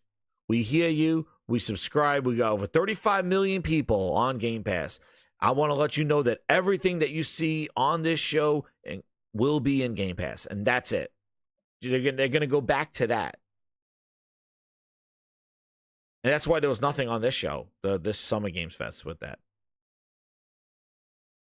Yeah, they're treating it like DLC. It's going to be DLC because it's part of that package. But yeah. And they'll say, yeah, Game Pass, coming to Game Pass. And that's it. That's what they'll do. He'll just start the show with, you know. There it is, ladies and gentlemen. The Xbox Showcase. 12 minutes. Ladies and gentlemen, we are here at the Xbox Showcase. Everything you see here, everything will be on Game Pass.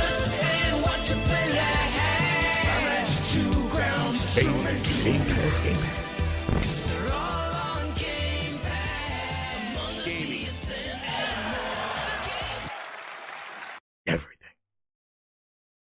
That's it. That will be the show. That will be the show.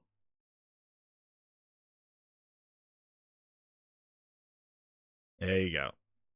Game Pass game. And I think that's the start of it. But they do it to themselves. They put all the pressure on. Oh my God, Keely with his bullshit. Hey, let's grade it, Grinders. Alrighty. Here you go, Keely.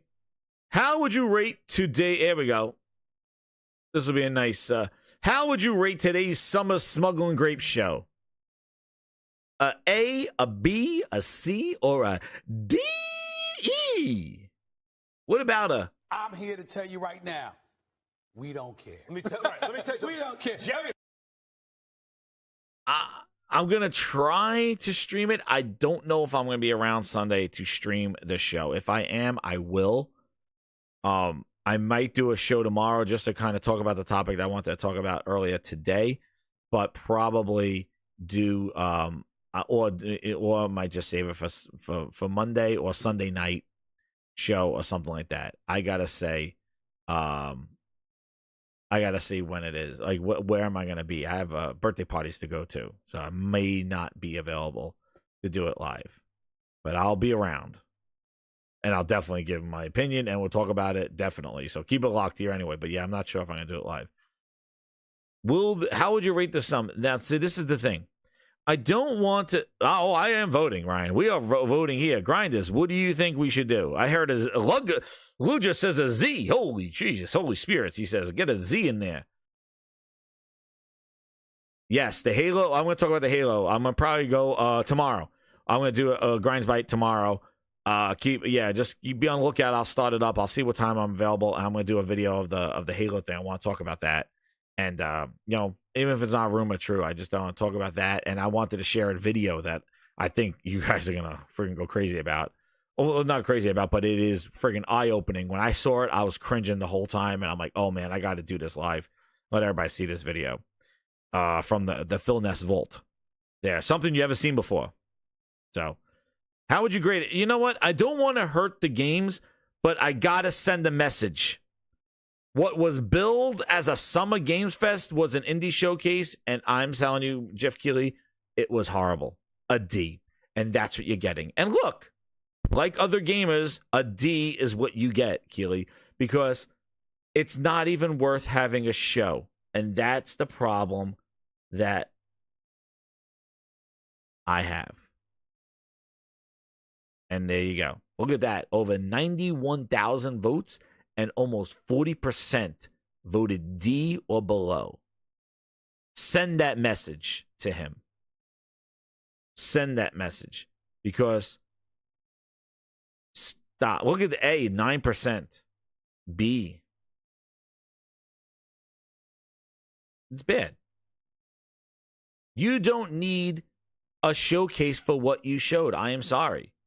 And you don't need the set piece. You don't need the hype. You don't need to charge people that kind of money for what you've shown.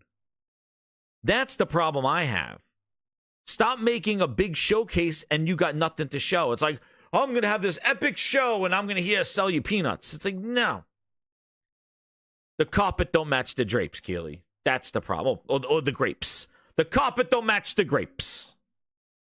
That's the problem I have with it. And nothing against the games, nothing against the indie games and the small games, but you don't need this show. And the way you treated, you went ESA, Summer Games Fest gonna happen this, and you were pomp and your stupid smart ass shit and try to kill E3 and just help it bury itself.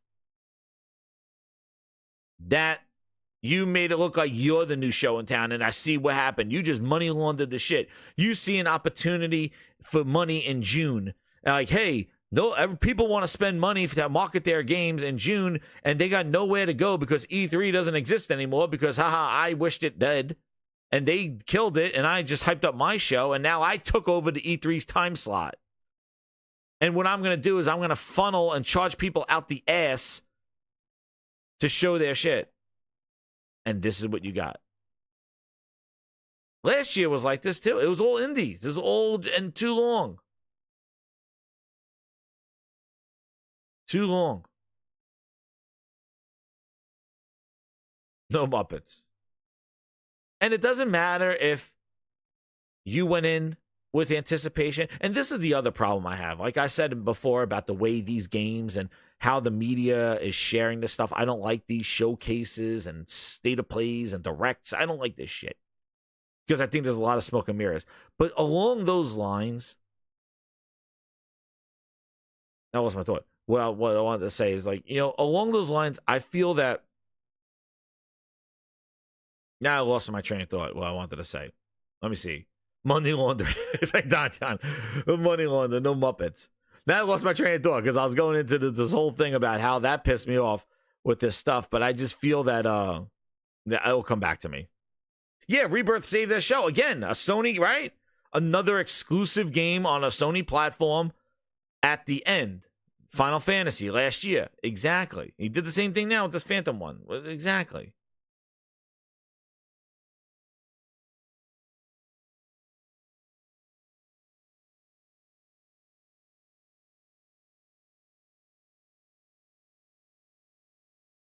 No, I don't like the delivery of this stuff, Duke. Dookie got a name. Dookie Kids. I don't like the delivery. I think it does a disservice to the games and to the customer, to us.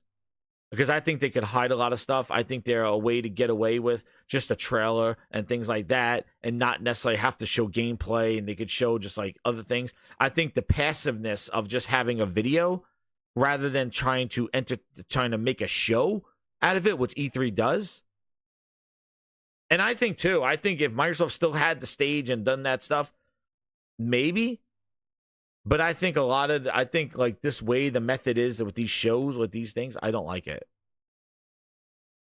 I don't like it at all. And like I said, he had that black hole. People need to spend money, and he was there to take that E3 money and use and kind of get these indie devs and stuff. Oh, yeah, well, put your stuff on my show. Put your stuff on my show. So I'm just not a fan. I don't like it. But I know this is where the industry is, dude. This is where the stuff is, and I just think that, yeah. Ryan says, out of spite, I'm blaming Phil for Jeff's show. Yeah. Like, that's the other thing, too. Like, Microsoft, I think Microsoft had a good shows. Like, I think their showcases were pretty good. The problem is that there's no results from those shows. That's the problem. We don't have any updates on those games, and when the games are released, they're not even promoted or hyped up by them or marketed by them. They just kind of drop. So I think Microsoft, like, I think they had pretty decent showcases. I think they're going to have a good showcase on Sunday. I think so. The problem is the results. That's the problem. The problem is what is the outcome? Like the thing that affects us directly. They could have a 11 out of 10 showcase, like Phil said, 11 out of 10 Starfield. They can have a showcase that's incredible that melts our eyes. But is it going to deliver on those promises? And given their history, they haven't delivered on promises they made half a decade ago. And I think announcing another console, a portable device for proof of to let people know that they're still doing something as kind of like a Hail Mary, I think stupid. Focus on the games and hype the games that people are going to buy and update people on gameplay that you announced years ago and with release dates and meet those release dates and send it out with the quality it deserves. That's the problem. That's what they need to do. Focus on that. Don't announce Project Lazarus or whatever the hell they're going to announce. This is a portable Xbox. And it's like, shit, they're having trouble with the S. Now you give them another one? And you're going to call it some Project bullshit. That's what they're going to do.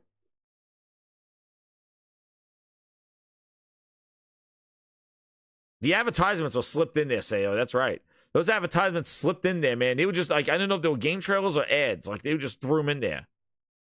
They have to deliver. That's the problem. The showcase can be incredible. I thought last year's showcase was great. I thought the showcase before with Horizon 5 was great. I gave it like an 8. Like, and who gives a shit about scores, but like, I thought it was a great show. They really celebrated Horizon 5. Forza Horizon 5. They need to deliver, and Forza Horizon is the only game that delivers. Project Lazarus. See, there you go, my Mass Effect. Yo, where's Craig? Where's Craig, the tech guy? You see? He knew about Project Lazarus. See, man, that gaming is etched into my head. Anthony Perez with the 5. He goes, no Lego Horizon on Xbox, no Wukong on Xbox. At this rate, I wonder if the next Halo will bother with Xbox either. Dude, Master Chief needs a new console, he said. I have no clue, dude. I have no clue. I was surprised at how many games just were just not on Xbox. It was like PC, PlayStation. Even PlayStation's like, hey, go Switch. They wouldn't even put it on Xbox. Considering Phil's been handing out the bag to PlayStation. Phil gave them 4 games and gave them Minecraft Dungeons and Minecraft Legends. And Sony's like, Lego Horizon, not on an Xbox. We will not have Aloy on an Xbox. Number 1 customer. They're wild, but you put Aloy on a Switch? Dude, it's some crazy-ass times, dude. It's some crazy-ass times. Like, they just kicked Phil in the nuts. Phil's bringing his games to PlayStation, and Sony's like, nah. Nah, dude, you're not getting that. We'll give it to Nintendo. And Nintendo's eating up everybody's shit. It's freaking crazy. It's some crazy-ass times, dude. Project White Flag. Project Face Down, Ass Up. That's what it's called. Project, I'm going to tell you right now, it's Project We Don't Care. Project. I'm here to tell you right now, we don't care. Let me tell there you go. We don't care. Jerry. Yeah. Everyone's like, thanks, fuck off. Exactly. It is crazy ass, dude. It is wild. It is wild in these gaming streets. It is crazy. But, listen, like, I think people are going to say exclusive. Dude, I think the whole exclusive shit, it's hurting gaming. And not hurting gaming that exclusives exist. I think the whole idea of exclusives not existing as strongly as they are has hurt gaming because it hurt competition. Where's your game that beats my game that's bringing people to my platform? You got to match that. That quality that's bringing people to my platform, you need to match that. Here's our Halo. Here's our Gears. Here's our God of War. Here's our Nathan Drake. Like, I think the competition between them made gaming better. And this whole, like, this shit, man, it's just like, I think that's where it was. Like, my show is better than your show. Let me show you what I got under my belt. Let me show you this. And I think that, and again, I don't think that it's old school. I think that's just natural economics of companies wanting to compete for our dollar. That's where I feel that the exclusivity, the pride in the brand needs to come back. And that's not fanboy talk. That benefits us as consumers. Because we get better because they're trying to beat the shit out of each other, and we are the ones getting the shit that's coming out of that. Oh man, you did that. Oh, I got this. And we're sitting there going, that's right. Beat the shit out of them. Xbox, beat the shit out of them. Kick them down. That's right. They don't got what you got. And we're sitting there going, thank you. Let them fight it out. Let those two big-ass companies beat the shit out of each other. Spending money, doing everything they can to beat the shit out of each other. And guess what we get? We get the best of the best because they are trying to outdo one another. Hell, we saw it with wrestling. Man, the WCW and the WWE with the Monday Night Wars, dude, they were trying to outdo each other. And we were getting the best friggin' wrestling ever. And then once they bought them, and it was all like, one wrestling program now, it went down to shitter.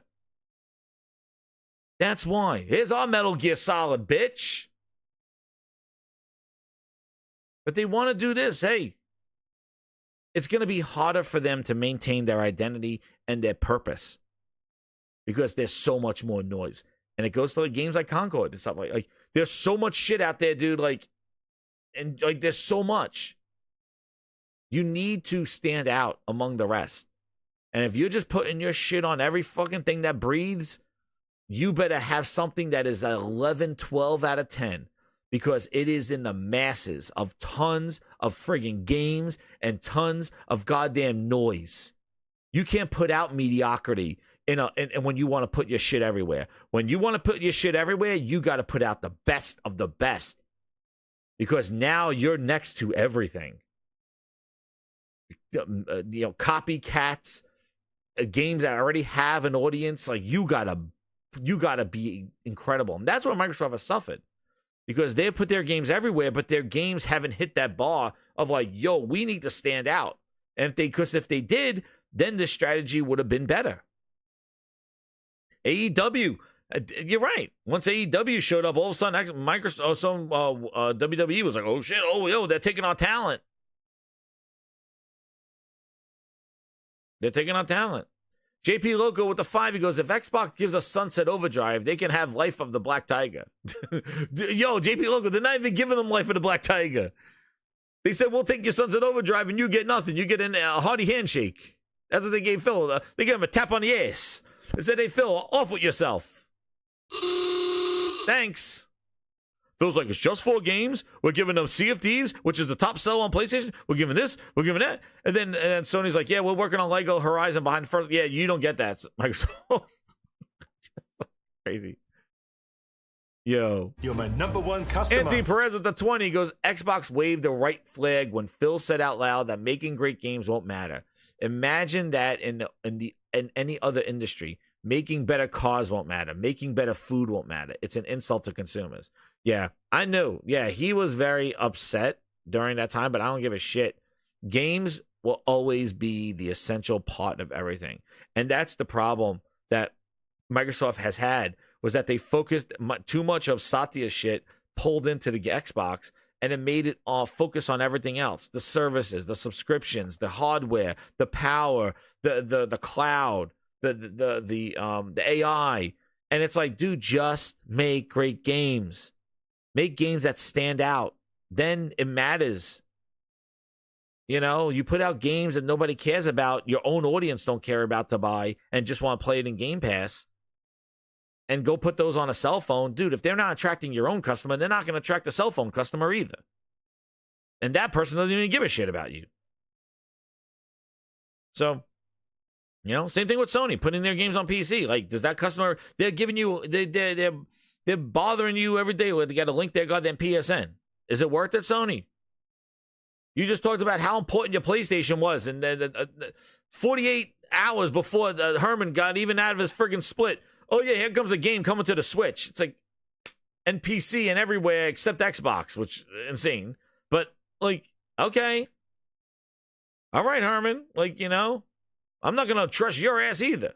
You can do all the splits you want, son of a bitch. Don't make that quality drop. Because I'll be roasting your asses. But Sony at least is focused on the thing that makes the money. And Sony doubling down on, you know, what the console is. And I'm glad. We're not making a low-end PC, he said, with the console. Yeah, damn right, Sony. You tell him. Sony's in the chat. That's right. At least somebody got a friggin' brain. We're not trying to make bottom dollar, cheap-ass gaming for people to come into with the console. The console's not the poor man's system. That's an optimized system, plug and play. That's what it is.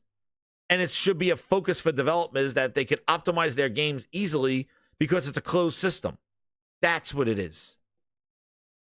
That's the benefit of the console. And PC has that open architecture. You can do whatever you want. That's fine. There has their benefits for that. But it doesn't mean a console and a PC can't coexist. That's where the problem is. Each have their quirks. They each have their benefits. They each have their cons.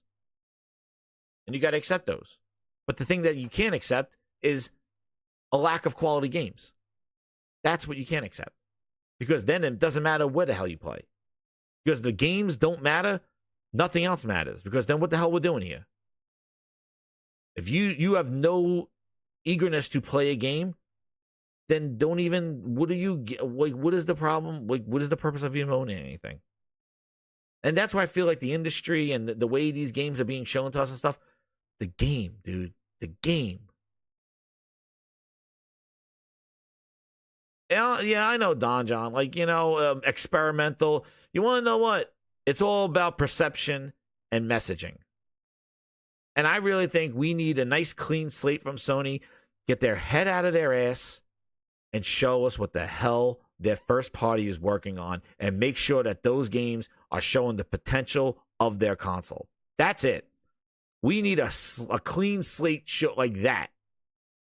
We need that from them. Because I don't know because you want to know, guess what? You know when Switch 2 comes out, you're going to get that kind of show from Nintendo. Nintendo's going to show you shit. Yo, look what the Switch 2 can do. They are going to do it. Sony needs to do it again. They did it once before for Season 1 or Slate 1. We need it for Slate 2. They got to show that continuation because they have been just like skip, jumping, and ba, ba, ba, ba, ba. And they won't do it. Lonely doesn't think they'll do it. You don't think Sony is going to do a showcase to show their first party, what they're working on, and what take advantage of their pro? It's time. That Astrobot looked great. I'm excited about that. Yeah, bullshit. I'm not banking on anything. That's another reason why. We don't, there's no cadence to when we get these shows. At least Microsoft is creating some sort of cadence. And Jeff Keighley has his bullshit.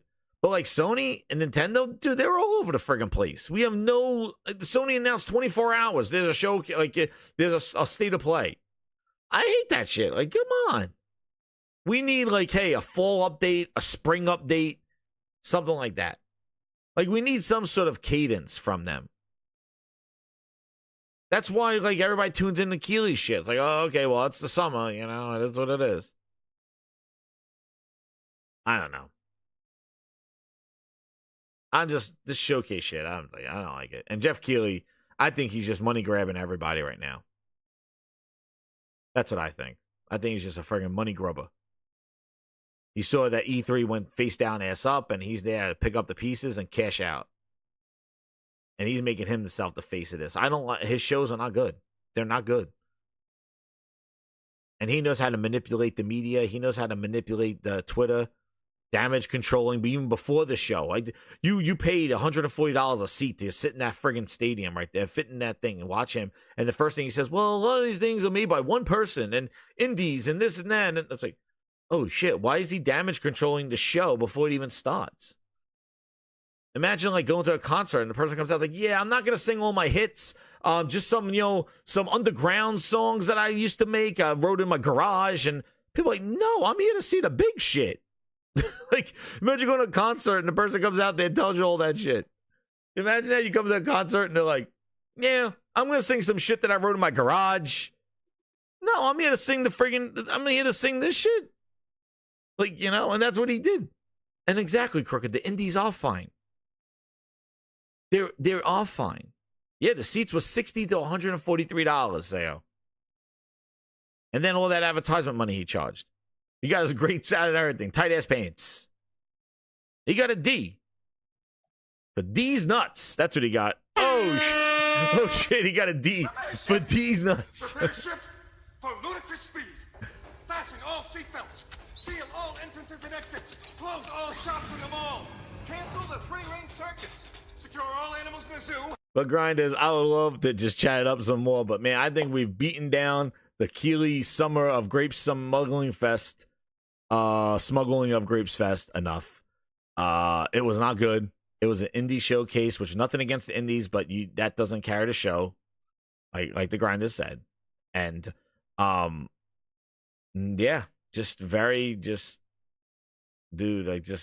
nothing. Well, look. 140,000 votes. Let's refresh it. Look, it's been live voting on this thing, and it is J-Dub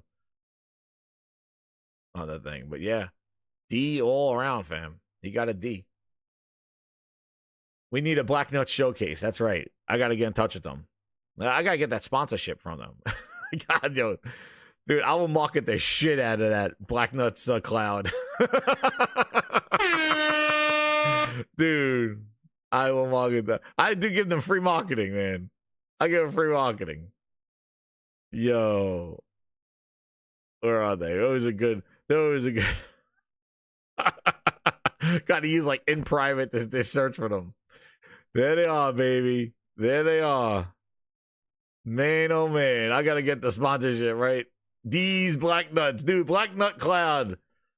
The only cloud service that Phil denied. He shriveled them up. Poor Black Nut. I'm giving them advertisement, man. Got over 200 people here. Black Nut, man. They did dirty. Phil Spencer, they were not part of the Boosteroid deal. Black Nut left out in the cold, shriveled up. We need love for these black nuts.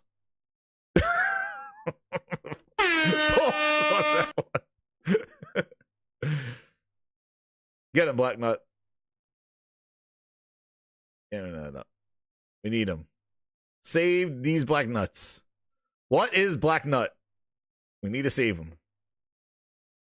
To online stirrers.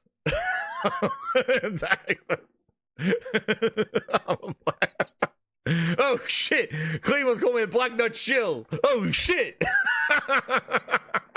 We need to save. Phil denied the black nut. He denied them. He gave deals to Nvidia. He put Call of Duty on Nintendo. But Phil didn't. He gave deals to Boosteroid Cloud. But he left out black nut.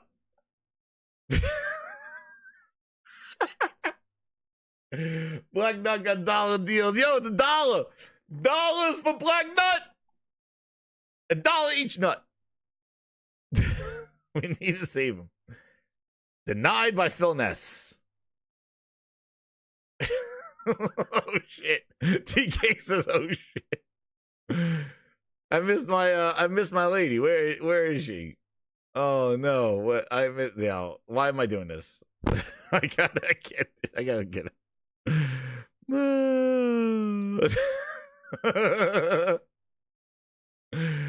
get him. What is it? Interview? Hold on. I gotta get him. Where's my lady? Oh no. Missed her.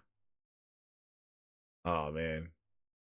I gotta get that interview again. I don't know where she is. I think it was on the yeah, man. Phil denied them. He don't care. He don't care. Getting started with Black Nut, dude.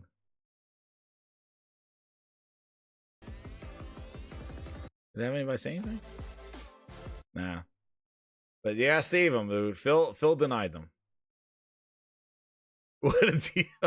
Dude. 2 for 1. 2 for 1 deal.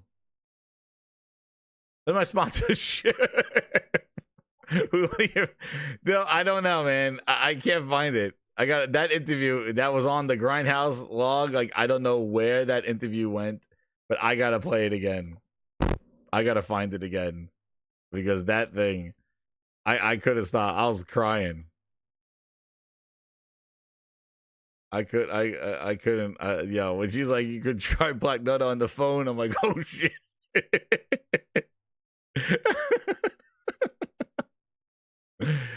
Dude, I don't know where she, yeah. For those 150 that stayed. For those 150 that stayed. And the French. The other 50 that stayed. Latency of Grindhouse. That is really stable. Then you have a good quality, yeah. But yeah, the don't leave.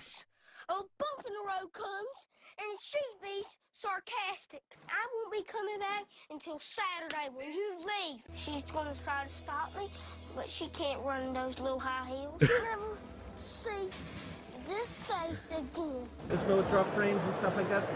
How famous are you? Like how many people are using your? It says Red Herring Winner 100. So, do you have a lot of users? Yeah, we do, and we provide, the platform for. Now I said 45 countries. It's covering all Europe, North America, South Asia. But we also work a lot with our B2B. But we can also Telecom, which is in Austria. They have their own brand, and so we manage those services with them. Yeah. So I cannot give you the numbers because they are private, but private numbers. Those partners there. We don't share the nuts numbers. Subscription to BlackNet. How long time have you been doing this? When did you launch the service? Launched in beta in 2018. Look at their cards. And we deployed for the last 2 years. We're like opening a new partner, a new distribution channel every month. Their handouts. A new partner. Those last days is very busy. Can you run very high? Oh my god, I just hurt my throat. I just hurt my throat. Watching these nuts. The potential of the game is no difference because what you get from the end user is only a video streaming feed, yeah? what is the most important would be the latency of your network. That is really stable. Private note. This is the post-game Grindhouse content that you're missing out on. Like, for example, Metro Exodus or dude, the cards are black balls. They're really PC console games. They are run in the cloud and just stream to your device, so it doesn't change. Show me how the black nut works on the phone. Yeah, the latency, exactly. Also, if you are in a normal condition gaming, huge GPU. And, I give credit to this guy. CPU. He's interested in those black nuts. He wants more info. The content. That's the first thing. He's like, can you put? When you want to provide a very general public service like that, you need to have the quality that is serving the larger audience and the device they have and the connectivity they have. Yeah. Are they? So we are not, competing about the hardware. We are completely hardware agnostic for that. But we are providing the hairy ones, or that's next year? Cloud gaming infrastructure, to make sure everyone can connect and have no waiting time. They can click and really the game needs to launch very quickly. I knew not to do this. That is our goal, not looking for the we need something to uplift us from that Jeff Keighley smuggling grapes piece of trash show. Not feeling that we're not competing with hardcore gamers. I would say. These are not hardcore nuts. To enjoy the content. Confirm. Quickly. Not hardcore nuts. On any device when they want to. They're not hardcore nuts. You could support AAA latest games with the highest. And we've done it. Even 4K. Yeah, we're gonna go up to that. But 4K black nuts. To make sure the people on the other hand, can receive it. Receive. You gotta receive the nut. The quality we send is what they can get, because it will be deceiving if you promise too much and then people cannot. That's right. You cannot fool people. The connectivity they have with fake nuts. They will not enjoy so much the 4K if it doesn't pass in the network. Yeah. So our promise is more, quick access, lots of games, all you can eat content. Oh shit! All you can eat nuts. Do you also have a certain amount of hour limit? Like no, you play with them all the day. Play with Black Nut all day long. No limits. Usually in their area. But the basic offering when you go to Black Nut here in Europe what value? Will be a monthly basis. You're gonna love these nuts. It will be a monthly basis, and all included. What kind of price? It's $14.99 per month. $14.99. I thought it was the dollar deal. Yeah, I think if you need to buy all the games you get, yes, it's affordable. Yeah. All right. I think every game should be included. Oh man, that guy's really he's trying to twist her arm. Platform if you want. Phone. This is when she does the demo. Unlimited access. Play with them all day long, Nick. JP, they're making excuses on Twitter, please. Oh, look, she can't even log into the nut. Yeah. Bad internet. That's how effective cloud gaming is. Poor these nuts. And it's just a web app? No, we have the web app, we have the Android app. The web app is cool because you can also play, for example, here on my iPhone. Ooh. I can go directly to Black Nut and I could just click and have the whole catalog here. And it's just web-based or is it app-based? We have both. Yeah, we can provide that. We also are pre-installed in LG TVs. We are going to be inside the gaming hub of Samsung next April. And we also install ourselves in the setup box. Major pause. And have the whole catalog here. And I can Major just, pause. for example, here on my iPhone, I can go directly to Black Nut.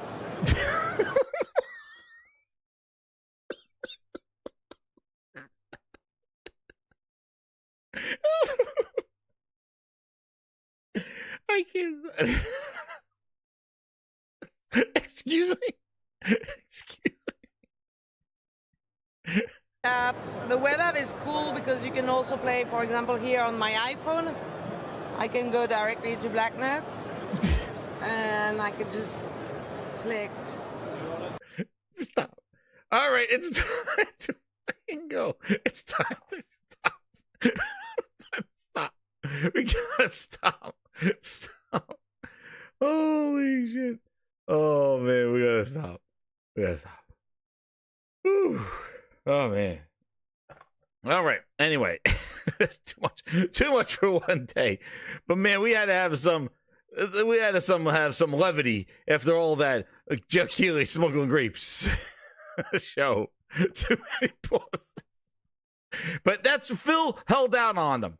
So I'm giving them the marketing that they deserve because they're not a big, they're all you can eat, and Phil denied them. He gave everybody else his games, but left out Black Nut. Black Nut Cloud needs some love, and that's the one that you shutted. That's what I have to say. This is not sponsored by Black Nut, but they should because they need the marketing because Phil denied them of all his games. He gave it the friggin' boosteroid, but left out these nuts in the cold. And that was the point of the side. Grinders, hit that like button. We're going to tune you out with some. We're going to get some Grindhouse Summerfest. Hopefully it was somewhat bearing with the Grindhouse. Sorry for that interlude while my air condition rumbled my walls. I got to go figure out now what the hell's going on with that thing. But thank you for that. Sorry for that time there. But otherwise, Grinders, hit that like button. Share it out. Thank you again for coming through. Hit that like button. And keep it locked here because I'm going to be going. We'll probably be going to show tomorrow with the Halo news coming. And, maybe some talk. But I got to show you another video, which is pretty wild on that one. But I definitely want to check that out. So, everybody, thanks again for coming through. Talk to everyone later.